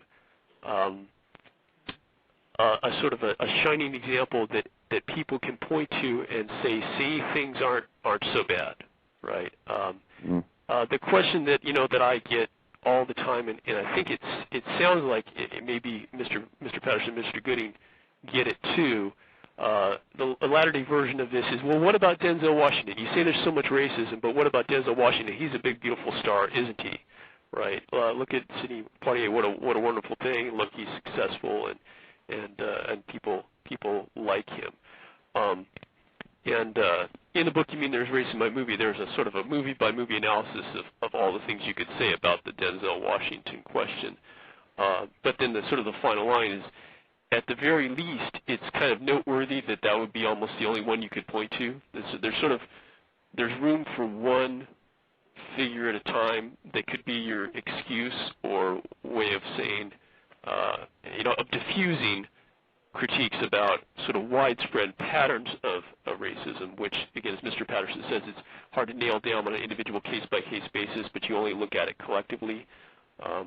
It seems like this is another way of having maybe deniability. I would agree that, you know, in terms of him being a one-off character, I mean, you know, everybody talks about these exceptions, and I want to know more about the rule. I mean, thanks for the sometimes why, but more importantly, you know, what about the consistency of the other vowels? I mean, in this case, the other patterns, right? And Dr. Kevorkian's right. You know, as the doctor suggests, I mean, you know, one day, if you were doing this clinically, one day, you know, of warm weather, you know, in the middle of February in Green Bay would not signal the beginning of springtime. Trust me, you know, it's winter. It's going to be a long winter, and one day of sunshine won't change it. And even Sidney Poitier, I mean, as we see, I mean, over time, was, you know, hamstrung in some ways, and was always qualified in having to uphold a certain position. And when he did react, when he ad-libs and, goes off the script, I mean, it becomes a Hollywood story, right? I mean, in terms of him rebelling in this one instance from what was otherwise a script of him being the otherwise good Negro. And I think that in terms of, if you're talking in terms of, supremacy and hierarchy, which are not necessarily terms that we use, but the thing that I'll say to all the listeners out there is to think about gender discrimination. I may have mentioned this before in the show, but it's unlikely that you're going to tell me that we can say that gender discrimination does not exist in this country. I mean, by all factors. I mean, you may not see it on a regular basis, but we know it's there. Yet, throughout the history of mankind, I don't think there's a time we could ever say definitively that men hated women. I mean, we just couldn't say it. I mean, the species would cease to exist. So the question is, if gender discrimination can exist between two parties that not only get along but love each other, right? I mean, in order for the species to continue, well then, again, why wouldn't this disparity exist between, again, a white population and a non-white population, at least in this country, that has historically not necessarily gotten along, right? I mean, if anything, this only lends itself to more so saying that this discrimination has existed and will continue to persist unless there's some other intervention or some other anomaly that changes this course. Great. Let's see. We have, I believe this is Lorianne Ashley. Are you there with a question or comment? You're on the air. No. Miss Ashley, are you there? Okay. I'm not hearing her. We'll go to the next one. 773, are you there with a question or comment? Yes, hi. This is Cherie from your chat room. I've actually thoroughly enjoyed the conversation thus far. This is my first time listening to your show. And I just had a few comments. I guess my first reaction to a lot of what I was hearing was it seems like such a leap. And so I just wanted to maybe push back and ask a few questions of your panelists to, gain further clarification and just, as we have this dialogue. And the first thing that I wanted to know, and I know that one of your callers brought the idea up, was about the black clothes. Why couldn't the black clothes just be the traditional symbolism of the villain or, the bad guy? I mean, because at times before there were ever any black starring characters, I mean, they were still wearing all black. The villains still wore all black, So why couldn't that be a possible reason? Not that I'm just reaching for reasons. I just, I want to push back on some of the assertions being made. Well, I think that was actually in terms of these characters being characters that were becoming heroic, or at least in a way moving towards this other transition of seeking some other power. I mean, whether they were evil or whether they were good. I mean, in the case of Batman, you have a character that is, doing, for all intents and purposes, trying to save the world, even if through unorthodox means. In the case of Venom, perhaps you have a character that is a bit more evil. And again, hey, look at traditionally, Star Wars, right? I mean, here's a classic example. Voiced by James Earl Jones, we have, the quintessential symbol of evil. So I think in terms of at least what we see is this power, I think that it works both ways. In other words, it's this non-traditional source of power for white males that traditionally have had power through mainstream channels, right? And in seeking out this blackness, right, I mean, this cuts across all mediums. I mean, think about hip-hop. Who's consuming the music? It's white teens in the suburbs that don't want to give a bleep, right?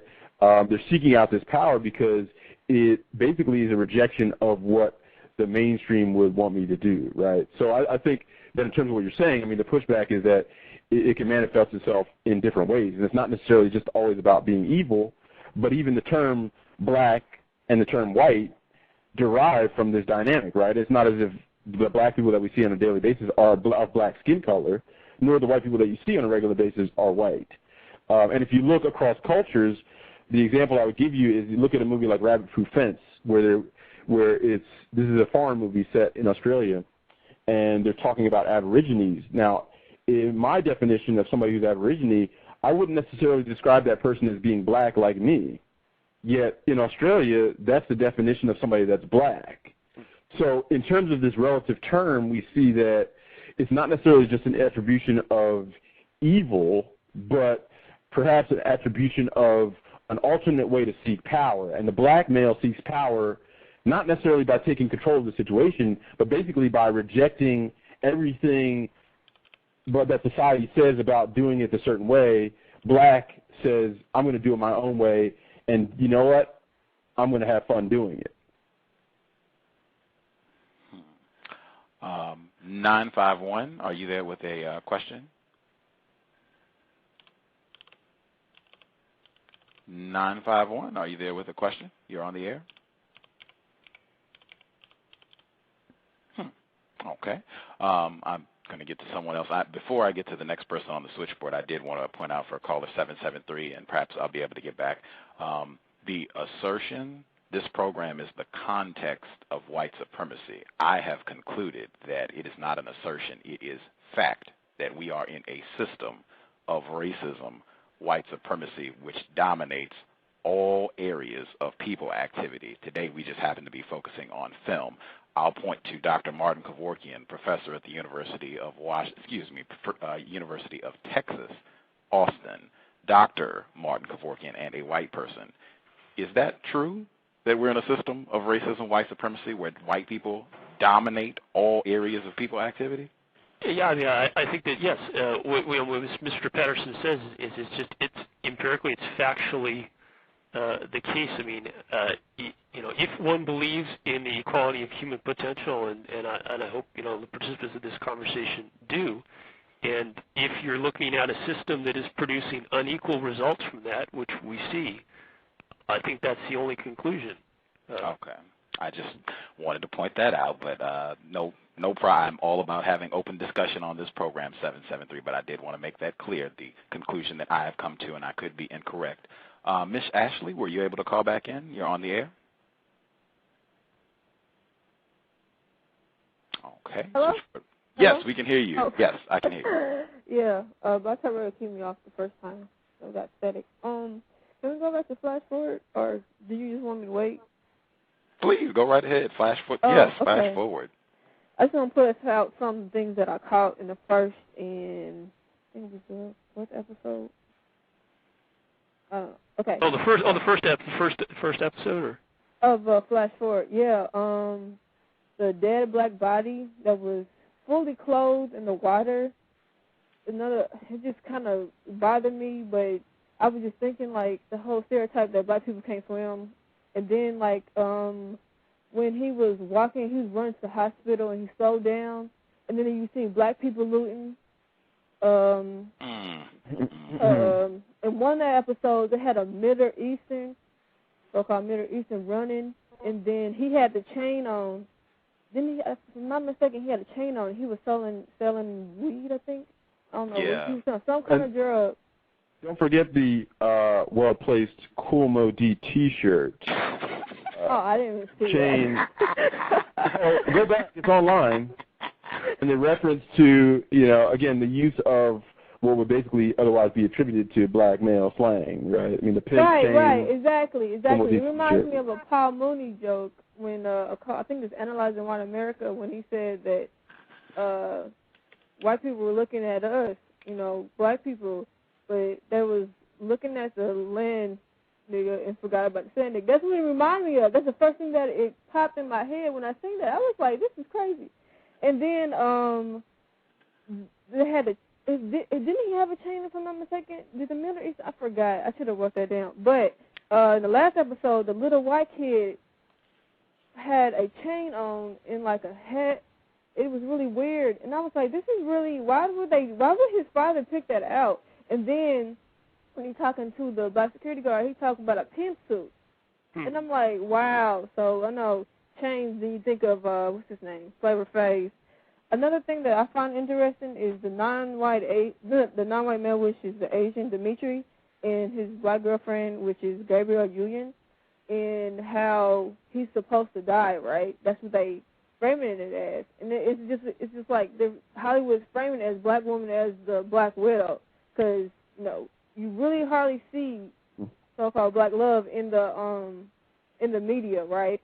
And so then so black woman, she can't have her own man, right? She can't take care of that. So the non-white male, which is the Asian, right? He's non-white. I mean, the Asian male and the black female is supposed to be the highest single, right? So it would make sense for them to couple up, theoretically. So they couple up, and then the Asian gonna die in the television show. So black woman is like the Black Widow now. That's what I feel like they're characterizing the black woman as. And then I don't know what's up with Hollywood now. They're typing Asians as a new terrorism. I've been noticing this pattern that the Asians are the new terrorists. So now they move from Middle East, and now it's Asian. Everybody talking about Asia and stuff like that. So I don't know. This is some of the things that I caught from.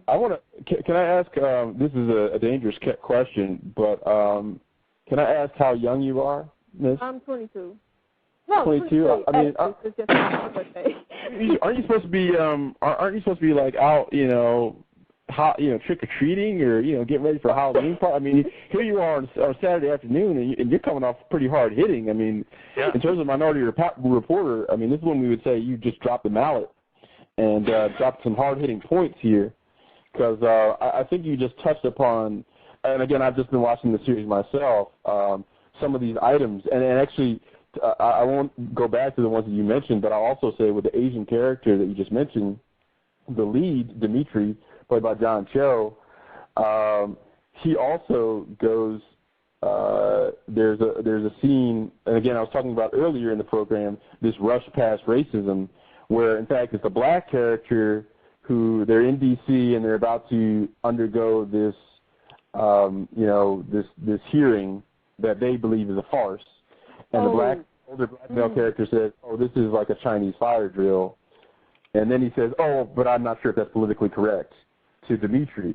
And again, in terms of this rush past racism, we've seen this a lot in contemporary movies where basically he says, "Oh, you know what? No, it's okay, man. You're just old." And in terms of race and racism, again, is that really going to make or break his world? I mean, perhaps not. But to think that how often do we see Asian males, period, in movies and entertainment or media, and then to have him basically subject, and that's not the only questionable line that's been mentioned to him. There was also a scene in another episode where a woman basically says his name is, Chinese, Japanese, I don't know, whatever his name is, and it turns out that he says, he has to come in and say, yeah, it's Korean. So in other words, yes, race is consciously being thought about in terms of his character development the whole time. And I think that's oftentimes one of the points that we make, is that Hollywood oftentimes wants to have it both ways, right? They want to say, on one hand, hey, we're coming up with a black princess here in, The Frog and the Princess, and you know what, we're doing a good job in terms of being conscious of diversity. Yet, here it is when we see that there's a character who's clearly written, clearly every move that he makes, race, in terms of his development, is lurking in the background in terms of shaping his character. Well, which one is it? I mean, are you saying, and then they'll say that race doesn't matter, right? Or that, hey, you know what, race is not a factor, it doesn't matter, let's move on. So again, which one is it? I mean, are we saying that race is a factor, or are you telling us that it's not a factor? And bottom line is that clearly what we must say is that it is. And I think that oftentimes as minorities, if you want to call it that, I say non-white people, or even for white people, I think oftentimes underestimate the level that others in positions of power understand about race, and if you want to say racism, right? And if you think about those who control in Hollywood, guess what? Oftentimes we say, well, you know what, just dismiss that or move on. It's just an isolated example, or it's just one person that is racist or what have you. But if you're talking about making mainstream movies, all you really need is a producer or a director or somebody in a position of authority to make a decision, and that can get into that movie, right? So in other words, no, we can't just say that dismissing one person's point of view is irrelevant. In the case of Hollywood, you know what, it very much is relevant, because who do we see at the end of the credits? I mean, we see producer, we see director. These are important people. And if these same people have these biases, well, then guess what? That easily is going to leak out into the movies that we see. Wow, I wanted to snatch. I just want to say about producers. I think one of the it occurs to me. I think one of the producers of Collateral was actually one of the producers of Driving Miss Daisy. Just to, it definitely is. Didn't Frank Darabont have something to do with that, or am I just? I know he wrote the Shawshank Redemption and that kind of thing. Wow. I don't know. I think the doctor again just dropped the mallet there. I have to look that up myself. But Yeah, I'm gonna take a bow. I'm going to take a bow. I'm going to take a bow. Gus T. Renegade, I believe I did say that, and I have no idea if that's true, but I believe I did say I think Collateral is a refined, violent Driving Miss Daisy, but I could be wrong. Yeah, and at first I thought you were, but but now I'm thinking again. All right. Someone called in at 111. I can't see your number. Different 111. You're on the air. Hello? You're on the air. If you called in, I can't see your area code, but if you called in, you pressed 1 to make a question or comment. Hello? Yes, we can hear you. Hi, this is Mark Lynn, better known as Sunny, calling in from San Diego, California.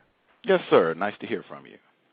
Nice to hear from you, too. It's a very interesting and constructive conversation. I have a question, but I'm going to try to form it into my statement. I'm going to have a question at the end.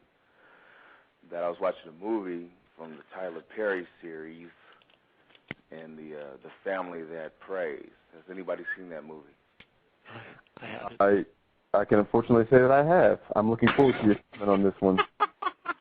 I was watching the movie, and what caught my attention, the most important thing to me in that movie was when the powerful white male was having sexual relations with his co-worker, black female, and so not Lathan? Yeah. Mm-hmm. And the white wife of the powerful white male found out about it, and she goes boo-hooing, crying to the white powerful male's mother, and the mother says, "Suck it up. This happens a lot. He didn't ask for a prenup, did he? Show your power. You're holding all the cards."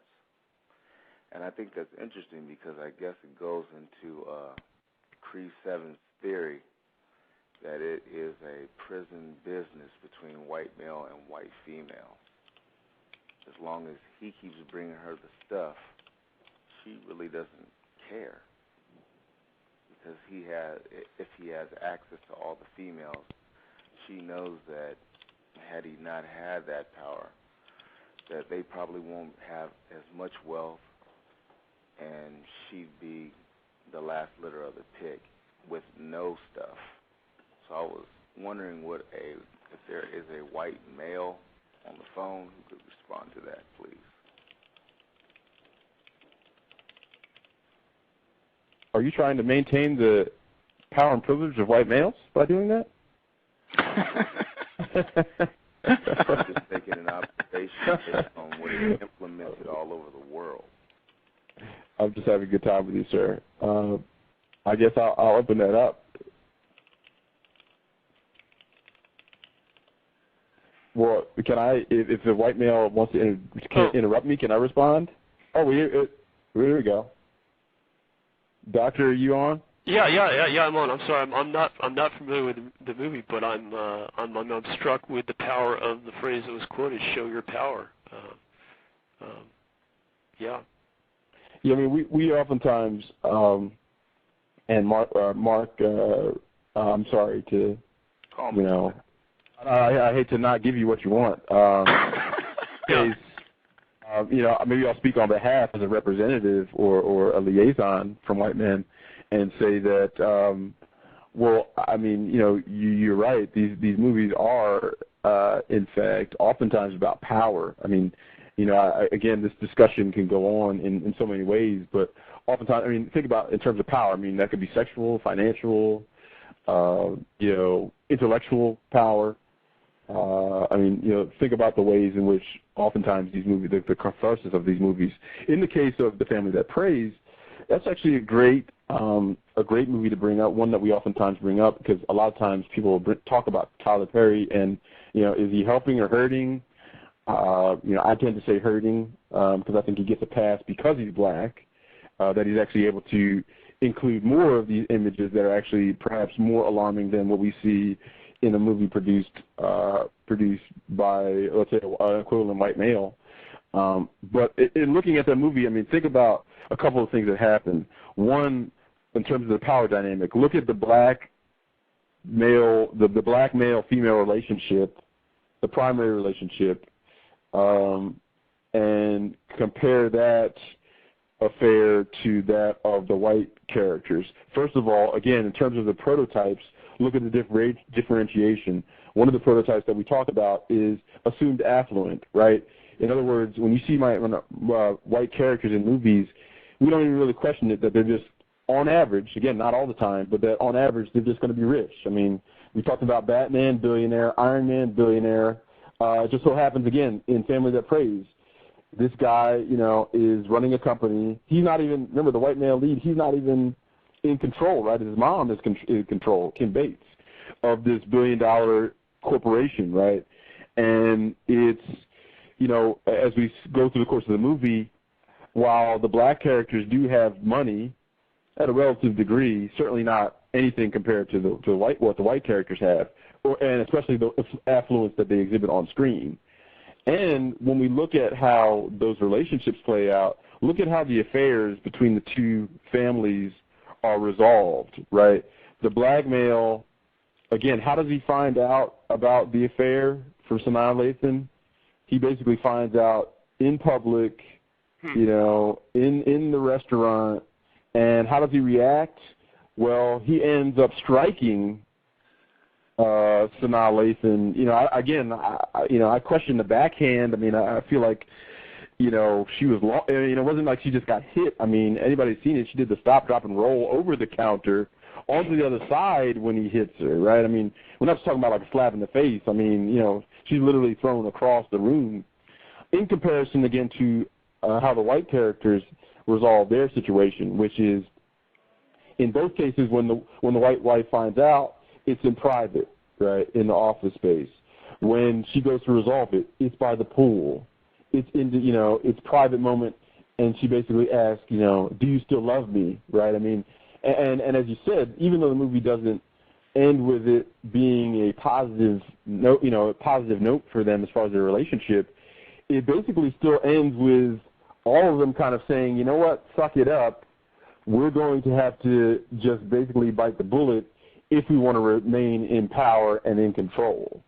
And I think what it really touches upon is the fact that, again, even though Tyler Perry, in this case, you would think that maybe he would show something completely opposite, or maybe flip the script, as they might say, and show minority characters completely in control. The reality is, it still kind of goes along that same dynamic. And actually, maybe to what Dr. Kevorkian is talking about, is that, like in the Collateral example, is that even in the end, when we find out that, remember that there's the storyline between the two black women that are hanging out and kind of doing their Thelma and Louise bit, we find out that they're both in a way rich, but that the black female has been the one that's kind of been, basically working the movie away as a blue collar, I show up every day at the restaurant and get my elbows dirty.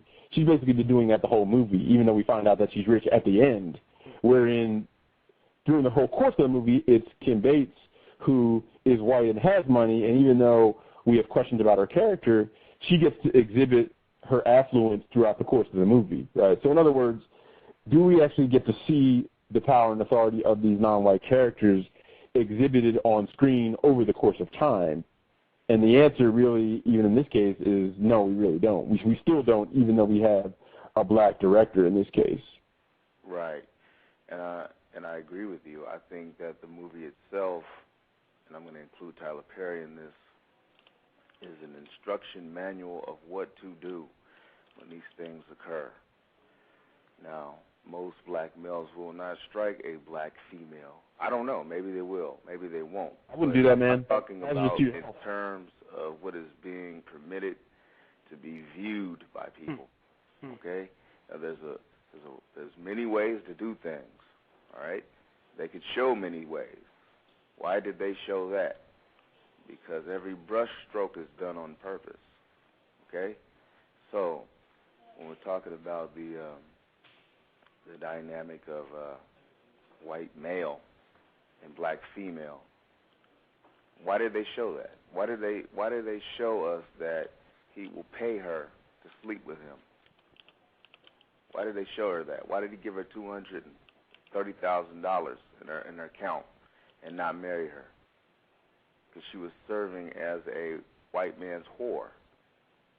She is his pressure vent to relieve him from the ills of the prison that he's in with the white female. He's not going to marry her. There ain't no lucrative business in that. White supremacy is a business. White female, white male, ruling all the non-white people on the planet with the sexual deal in hand. Sure, the more money he's got, he's probably going to be able to have more sex. She's cool with that, as long as she gets the stuff. So that's not the problem. The main thing is maintaining the system of white supremacy. That was my point. Now, well, there's even a line in the movie. I mean, remember, there's the scene where basically, like the scene that you're referring to. I mean, she says that, you know, she's not, basically that, hey, he's not going to marry you, right? And very much with the implication that there is a racial element there, right? In other words, guess what? As you said, sorry, that's not going to happen if he expects to maintain his corporate status, right? And even a movie that's completely separate, but that again has this similar dynamic, perhaps with an opposite play out, is the remake of Guess Who's, I can't even really call it with a straight face, the remake of Guess Who's Coming to Dinner, because the movies were completely separate. But if you watch the movie Guess Who, that was made about 5 years ago, well, again, look at what Hollywood does. They change the race of the lead characters. Why? Well, because, again, the white male in this case has much more access to the white female. In this case, it was Ashton Kutcher and Zoe Saldana, who technically is not even African-American, if you want to get technical about it. She's Latino. But to the point that you're making, sir, is think about what if you've seen Guess Who, the catharsis of the movie is that we find out that he's lost his job in corporate America. Why? Because he went to the office, this is Ashton Kutcher, because he went to the office and his white boss basically says to him that, hey, if you're going to progress in this company, having a black wife isn't going to be the best way to make it up the corporate ladder. So here we have two different movies made different years, and ultimately basically containing the same message in different types of movies. I mean, it's not as if these are dramas that are supposed to be hard hitting per se. They're kind of supposed to be quasi comedies maybe at times, but again with the same underlying message. And I think what's really important about the Ashton Kutcher example is that the catharsis is that actually, I shouldn't say he lost his job, is that he quit. But the implication is that, well, not that he goes to his boss and says, you know what, screw your racial hierarchy, I'm suing you and I'm taking you to court, but that basically he resolves the situation by basically wiping his hands and saying, hey, you can continue to do what you were going to do, I'm just not going to be a part of it. And I think that's, in a way, an alarming message to a lot of white audiences, white members in the audience, is that, you know what, actually you're doing well, not necessarily if you take the bull by the horns and confront the issue, but more so if you kind of just remove yourself from the situation and say, okay, you as another white person, you can be racist, I'm just not going to do that. Because really, if you think about it, what they're really saying is that, well, okay, I guess Ashton Kutcher's okay with not dealing with racism, but ultimately somebody else is going to have to deal with it, right? I mean, it's not as if he thwarts that threat. So ultimately, basically, he's just saying, just go around it, but don't confront the issue. And I think that in many respects is an alarming message in terms of, again, the things that we're dealing with in terms of the hierarchy. I wanted to hop in and check really quick. Are we, Dr. Kevorkian and Mr. Patterson, are we okay time-wise? I didn't want to be disrespectful of you all Saturday afternoon. The folks are very much enjoying the discussion, and we're almost wrapping up. I just wanted to make sure if we're okay or if you all had to call it a program. I'm fine. It sounds like I'm running out of material, and thanks for Mr. Patterson for picking up the slack and addressing Markland's excellent questions. I'm still here. I'm not okay. I'm not drifting off. Mr. Patterson, are you okay time-wise, or I'm okay, and I think the doctor is the doctor is being coy. We've got some great gems so far. So okay. Please feel free to drop them out on me too if we're doing it. Again, MinorityReporter.com, Mr. Khalid Patterson, author of You Mean There's Race in My Movie, and Dr. Martin Kevorkian, University of Texas, Austin, author of Color Monitors. I do want to get Rocky. I got to get Rocky because one of your colleagues, Dr. Kevorkian, Dr. John Hoberman, he was on the program about a month ago, and he wrote a book called Darwin's Athlete about racism and sports, and he had a very interesting comment about Rocky on the program. But before I get to that, I wanted to just slip in Steven Spielberg's film, Artificial Intelligence. I don't think, you please correct me if I'm wrong, I don't think you brought that up in your book, Dr. Kevorkian, but I watched it after you were on the program. And I was watching it to say, okay, Dr. Kevorkian, he's so smart. Let's see if it plays out here where the machines are non-white people.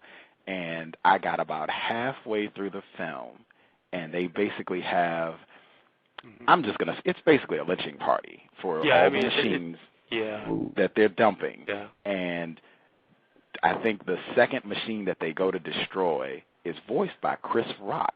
And I just said, oh, my gosh, I would have totally missed this if I had not read his book.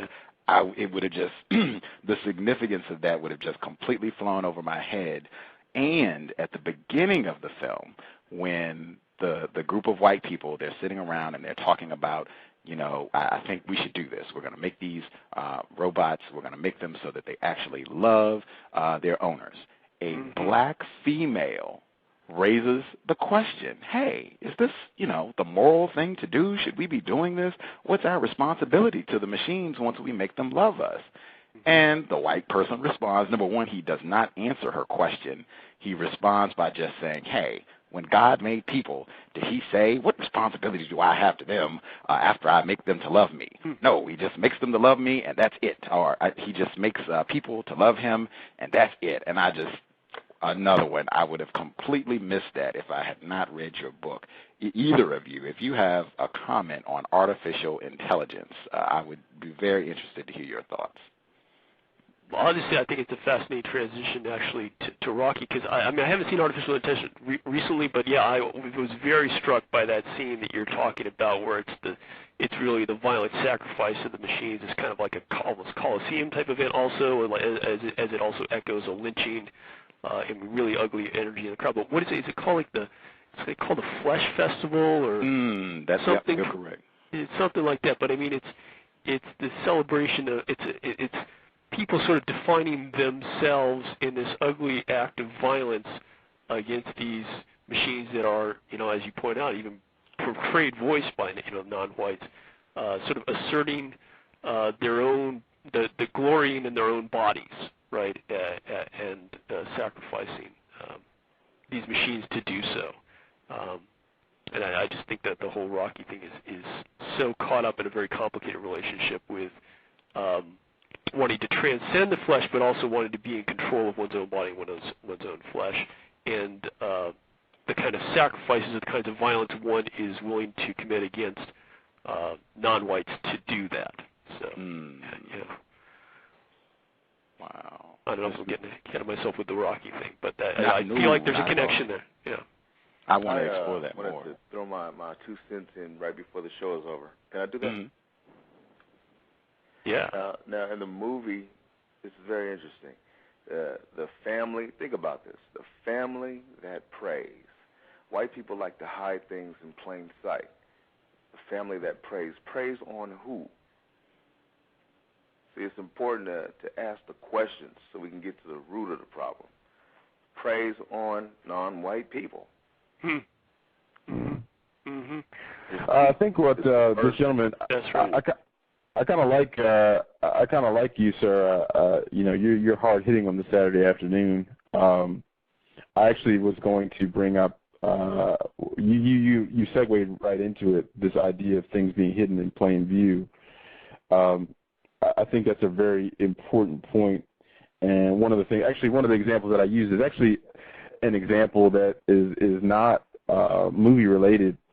But I don't know if anybody listening, if you've heard of the song "Brown Sugar" by the Rolling Stones, and they play this song on the radio all the time. Right? Play it. I mean, you listen to any classic rock station, and I mean, you listen to the song, and you brown sugar, da da da da da da. You kind of really don't know the words, and then. The thing is, though, if you look at it and you get into the details of what the song says, the first lyrics in the song are actually, it says, Gold Coast slave ship bound for cotton fields, sold in a market down in New Orleans, scarred old slaver knows he's doing all right, hear him whip the women just around midnight. Ah, brown sugar, how come you taste so good? Ah, brown sugar, just like a young girl should. He actually goes on to say, just like a black girl should. And basically the song, if that wasn't already suggestive enough, basically goes on to talk about, a slaver having relations with, a young slave.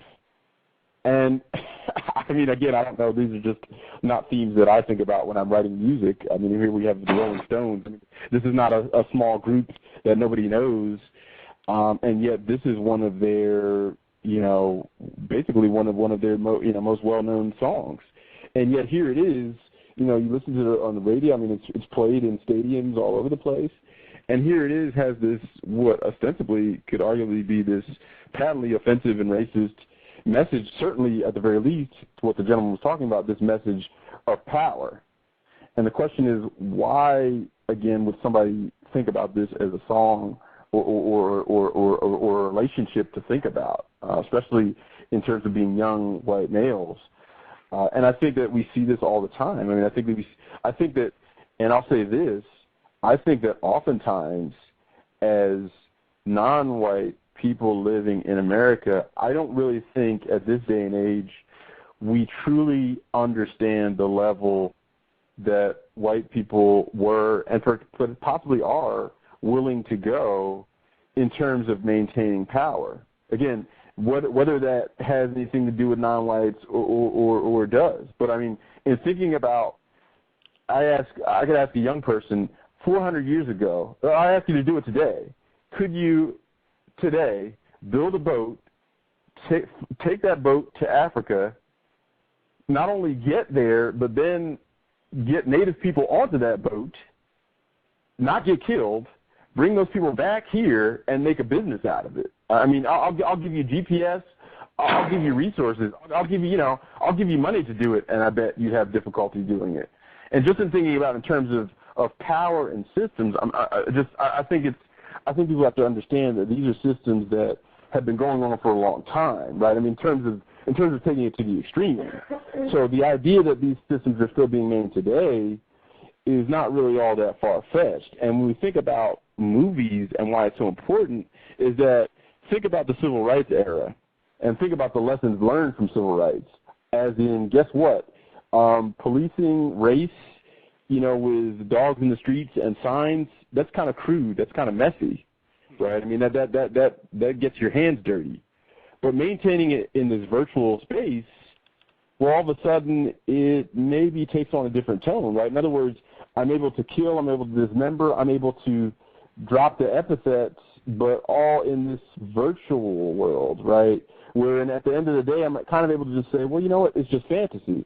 But if it's fantasy, well, whose fantasy is it, right? In other words, whose fantasy am I reinforcing after a hard day's work to say, you know what, man, at the job, I may have to take some ish from a lot of people, but when I turn on that tube or I turn on that movie, guess what? All order is restored. And this is the world that this is the world the way I'd love it to be, right? I mean, that's what movies and entertainment do for us. Well, if you're reinforcing a fantasy, it no longer becomes fantasy.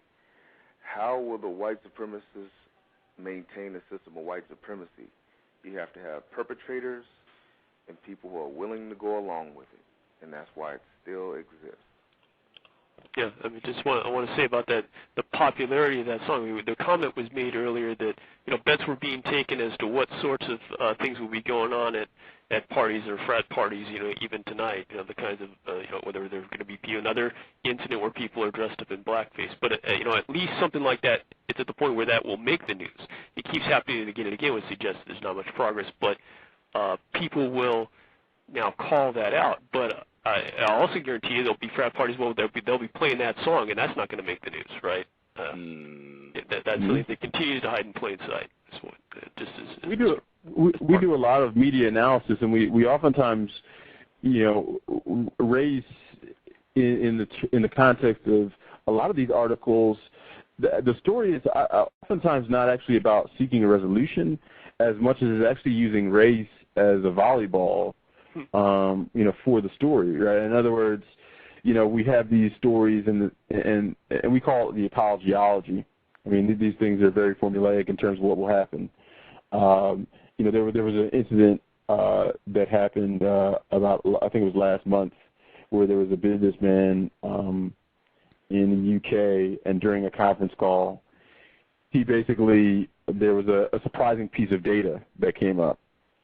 And in responding to that surprising piece of data, he basically said, well, that's the N-word in the woodpile. And a lot of people haven't heard that phrase. I didn't grow up using that phrase. I guess that maybe it makes sense that I wouldn't be using that phrase and somebody else would.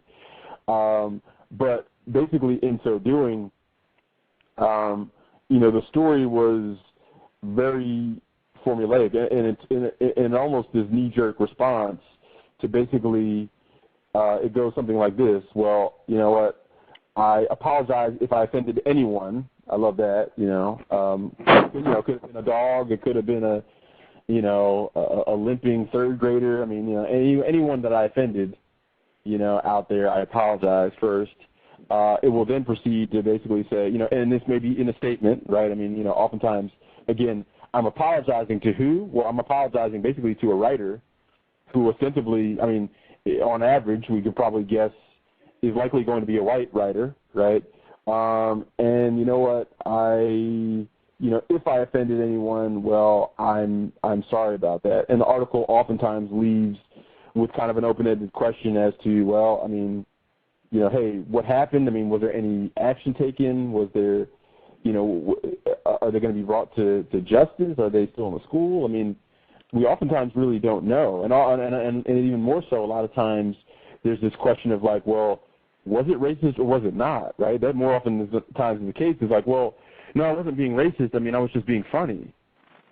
So, and then the question becomes, well, okay, were they just being funny or were they being racist? And the bottom line is, well, that's not really the question we should be asking, is it? The question we should be asking is, why, of all things, would this be what these young people or older people, why is this, of all things, what they really wanted to do? Mm-hmm. Right? Oftentimes we hear, I've heard the question from a lot of white people to say, well, how come I can't use the N-word, man? And it's like, well, why do you need to? What situations were you stifled from using those N-words? I don't know. Yeah, I've graded a lot of student essays, but I've never like circled the word choice and said, no, you really should have used that other word here. No. Wow.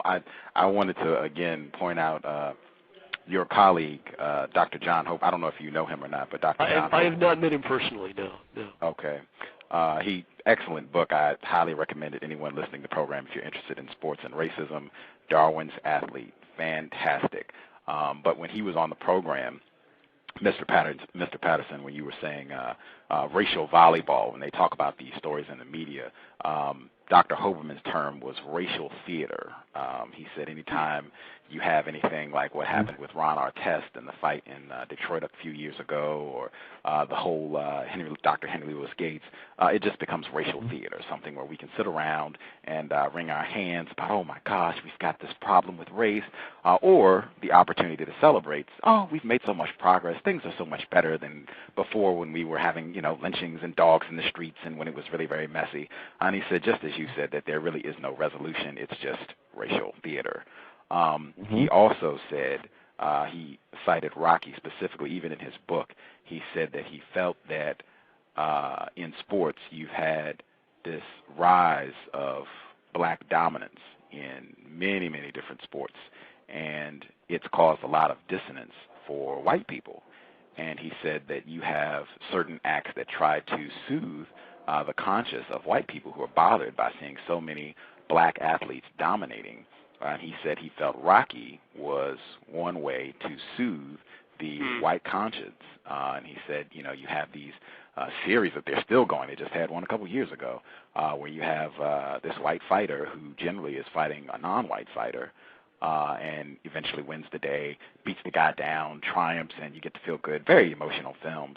And race is generally front and center in these films. I even noted with Dr. Hoberman, the most recent film that came out, I think just 3 years ago, the black fighter's name in the film is Mason the Line Dixon.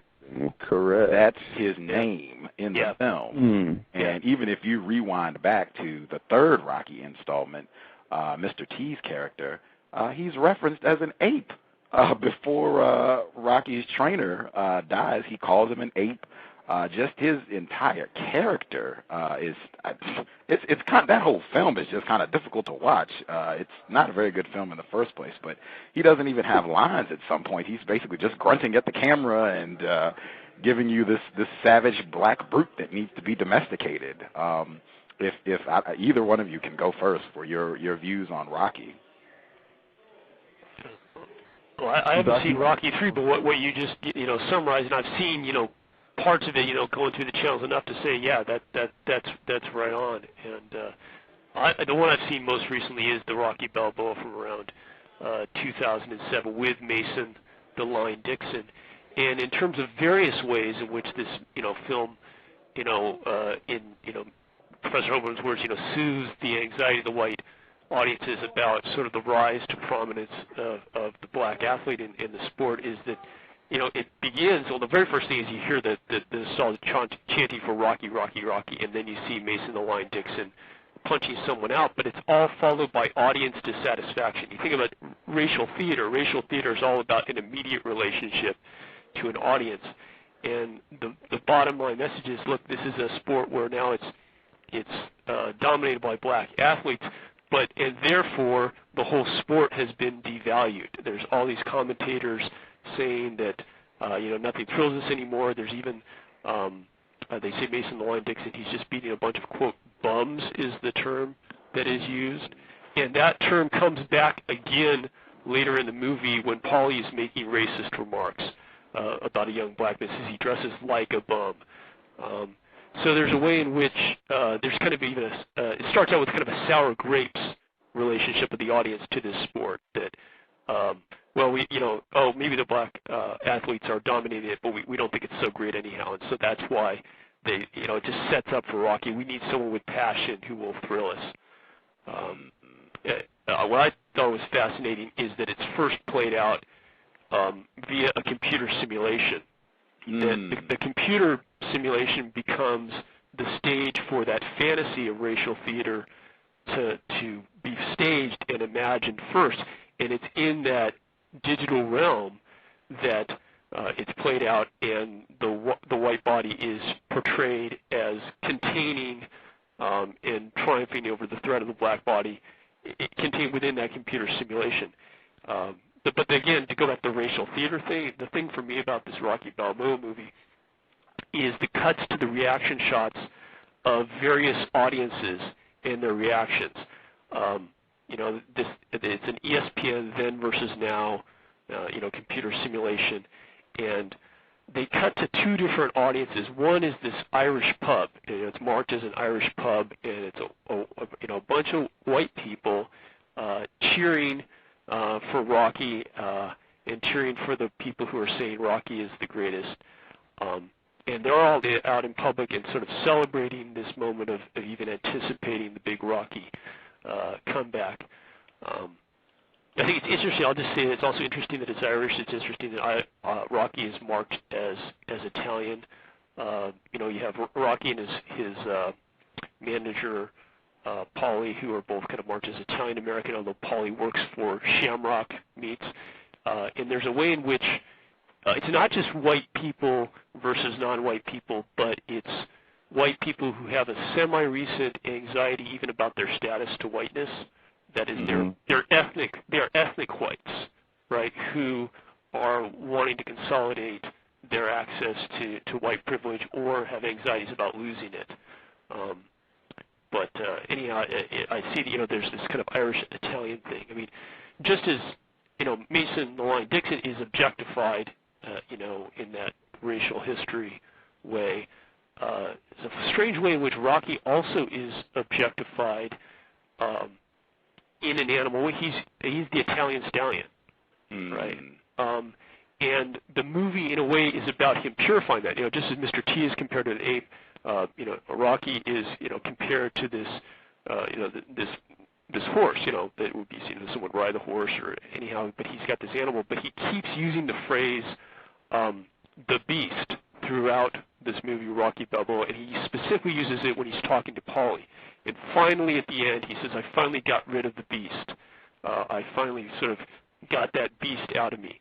Even when he talks about sort of nostalgia about his first fight in Rocky I, when he's fighting Apollo Creed, he says, "I went after him like I was an animal, right? I was fighting like an animal." So he sees himself in those animal terms initially, but I think the movie is about undergoing this violent ritual of purifying himself of the beast, and he does that with the encounter and testing his body, improving his body against the black man. Oh, I was going to say, I sidetracked myself, and then I'll say the one last thing about the racial theater. That ESPN computer simulation has two audiences, right? One is that's featured the Irish pub crowd, and then just sort of Mason Dixon's own crew, just in their own sort of headquarters or space. You don't see anybody publicly sort of cheering for Mason Dixon. It's like the only people who would be his friends who would cheer for him are the ones who are in his entourage.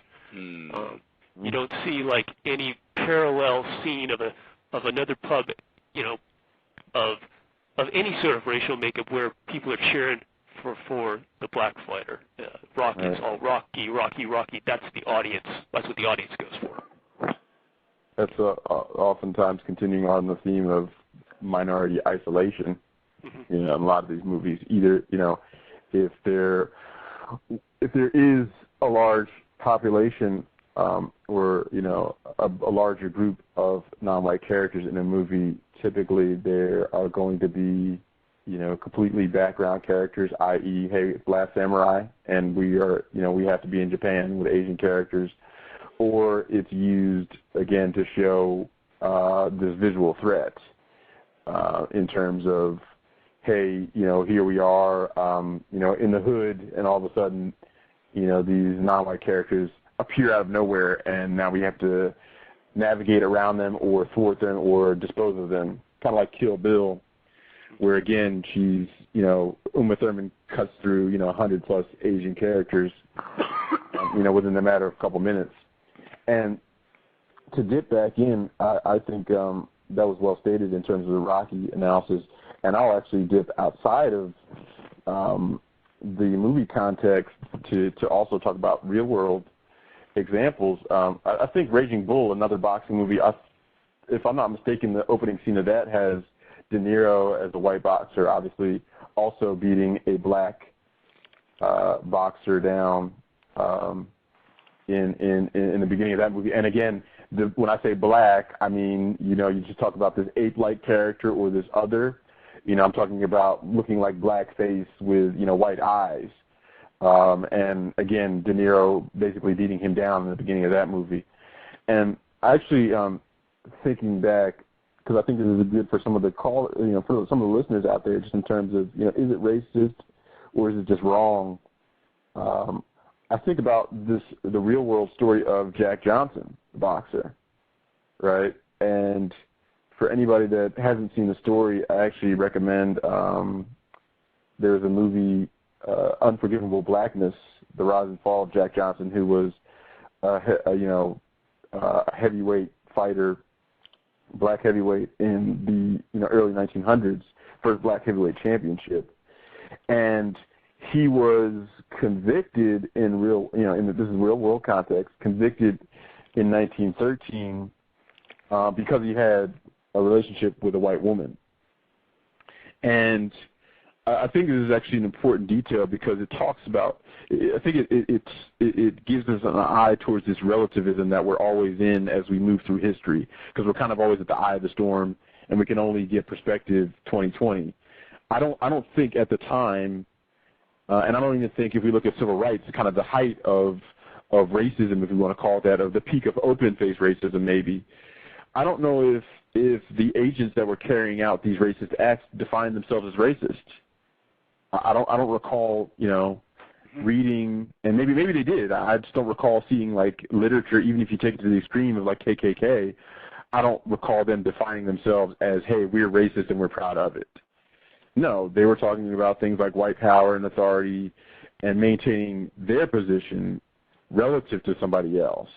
And in the case of Jack Johnson, when he was charged with a crime, I don't think anybody said openly, guess what, we're charging you with a crime because it's racist, because it's the crime of racism, or that this goes on the books as a racist move. If anything, the idea was we're going to do it and we're not going to say that it's about race. I mean, that's what separate but equal is. I mean, Jim Crow, the idea is by the letter of the law, I'm able to say that you have equal resources. In practice, I maintain the hierarchy, but if we refer back to the books, it's not going to say, oh, yes, this was a racist act. And I think that's important for, again, not just young people, but I always speak as being a younger person. I think it's important for us to understand, because now when we look and we think about racism, we define racism as, oh, yeah, the barking dogs and the fire hoses. And that's incorrect. That actually is evidence of you triggering the alarm of the racist system, right? In other words, if you were okay, if you didn't drink from the water fountain, if you didn't protest, you were already experiencing racism. It's just that you weren't doing anything about it. And so what we think now is the racist act of the violence or the lynching, no, those were actually crude ways of making sure that you didn't trigger the system. And if you watch mainstream movies especially, as Dr. Kevorkian hinted, oftentimes this cartoonish violence that we see, this virtual voodoo of black images, especially black, I'll say, it's non-white images, but particularly black in a lot of instances, that virtual voodoo is, again, a reminder and a continuation of this theme, right? The lynching wasn't, I mean, think about it. If white people wanted to get rid of black people or other non-white people in this country, they could have done it a long time ago. Easy. No problem. They can still do that today, right? But the thing is, again, it's not that I don't need you here, it's that I need you to be in your place. Mm-hmm. Mm-hmm. So it's the same way in the movies, right? I actually want you to be in the movies, right? I mean, that's why I have the Chris Rocks, the Chris Tuckers, the Jackie Chans. I want you to be in my movies because you bring a certain thing that I can't do, or a certain element that I can't reproduce on my own. But the problem is, again, if you get out of line, that's when I need to shut you down, and that's when I need to, again, what happens? We close where we began. What happens when Will Smith or Chow Yun-Fat tries to make his move towards a white female? That's when I need to strike you down with violence, or otherwise block you, like you said, the physics. I mean, that's when I need to remind you that gravity still exists, and that I need you grounded while I go to the moon. Yeah, Mr. Renegade, can you hear me? Yes, we can. Yeah, I know the show is shutting down. I really did want to emphasize the point about the fantasy, because the subconscious mind, we know from the science of neurology, the brain cannot differentiate between real-time images and what it sees in a two-dimensional way that's simulated, whether it's on a computer screen, a film, or TV.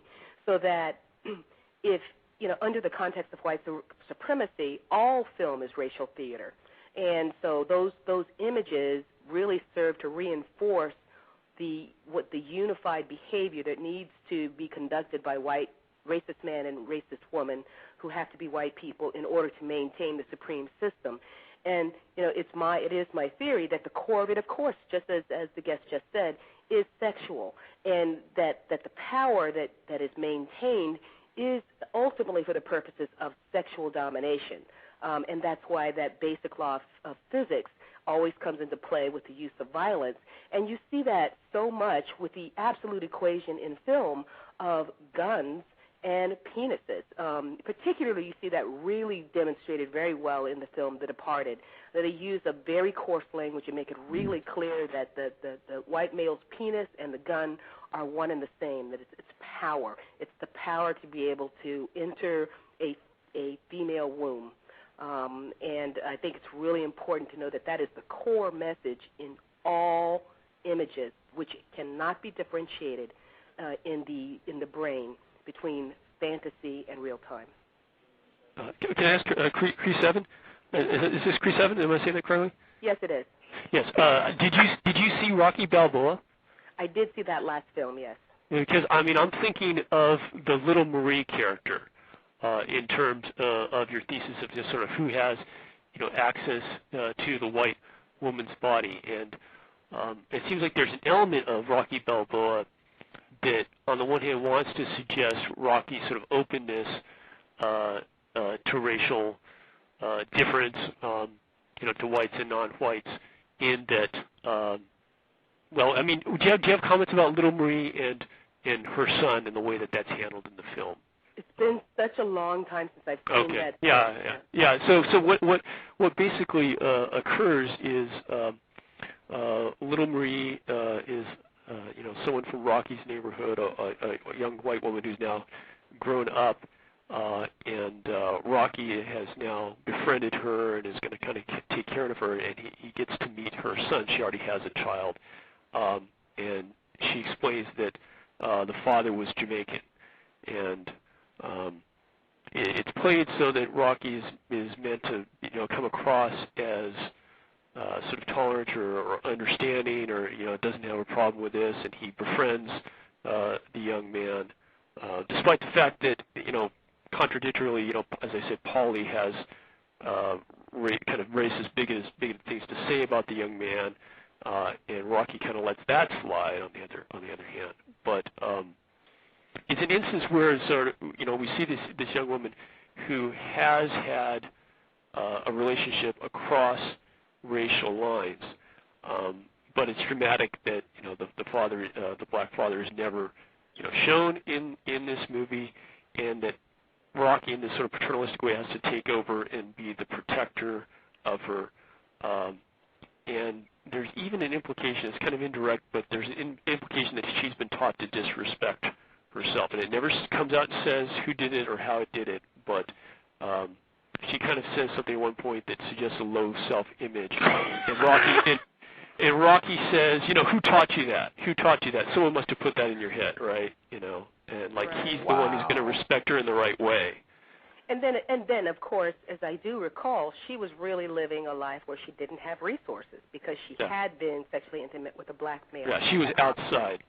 She was outside the access to resources. Yeah. And then Rocky comes into the picture as the strong, white, virile black male with both financial and physical resources, with his bull-like fists that represent testicles, and he might be able to. And his black sweatshirt, right? Right. Which though, it's a black sweatshirt that says Dempsey on it, right? It's all about nostalgia for these white fighter. You know, it also invokes the Rocky Marciano thing that was mentioned before. There's nostalgia for that, for sure. Yeah.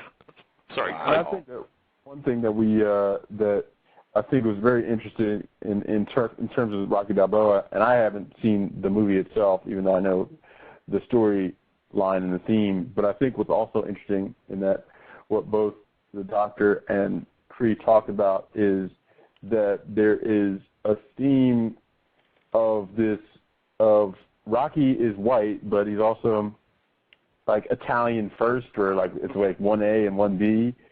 And in many respects, we see this as a way to also, again, make the racial dynamic or the racial subtext or the racism, in some cases, easier to digest for the white audience, the primary white audience that, again, at this point in time wants to be race neutral or at least claim that they're not racist, right? So in other words, in being able to say, well, he's Italian American, I mean, yes, he's white, but, I mean, he could be a little bit racist because he's Italian American. And you know what?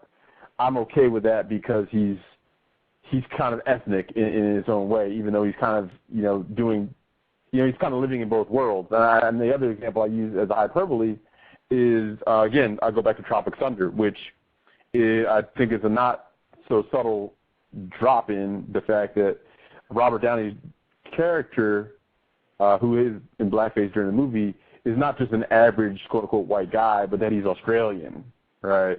And that in having him be Australian, basically that means that, oh, okay, well, yeah, I mean, he's racist, but, I mean, he's not an average American like me, i.e. just a white, average white person with no accent. Because if he was, then I might actually have to kind of turn the mirror back on myself and say, well, what does this mean about me if I'm able to identify with this character completely? Wow. I am only interrupting because we only have 3 hours and the show is about to close down. I am thrilled and extremely grateful that Dr. Kevorkian and Mr. Patterson, that you both were able to participate in this program. I think it was phenomenal. All of the callers and folks who had questions or just listening on the line, thank you for tuning into the broadcast. Outstanding. Please check out minorityreporter.com. Minority Report. Yes, please. You can reach us at editor@minorityreporter.com. You can text me if you have any questions after the show. I'm at 310-936-8961. You can visit us on the website, Facebook us, Twitter. Please reach out so we can continue the conversation. And I thank you for having me on the program, and thank you, Doctor, as well, for your commentary. Well, thank you, Mr. Patterson. Thank you very much, Gus, for setting this up. It's just been an absolute privilege to be able to participate in this conversation. As I said to Gus via email, that the book, You Mean There's Race in My Movie, is just packed with sharp observations. And in light of what you were saying about, contacting you via Minority Report, I like the idea that you say it's what you call an open text. You have that metaphor that it invites people into the conversation. And I think it's just a great model to look at for thinking about race and culture. So. It has been a privilege. I can be Morpheus. The privilege is still mine. Thank you, everybody, for tuning in to the program. And we'll be back tomorrow. Dr. Nancy Krieger, she is a doctor at Harvard. She's done 15 years of work on the impact of racism on the health of non-white people, continuing to do heavy lifting on the cows. Hopefully justice will be healthy and ready to roll tomorrow. Thank you, everybody. Please check it out, minorityreporter.com. Get in touch with Mr. Patterson, Mr. Gooding, and also get Dr. Kevorkian's book, Outstanding Color Monitors, the Blackface of Technology in America. Thank you, everybody, for tuning into the program. We'll be back tomorrow.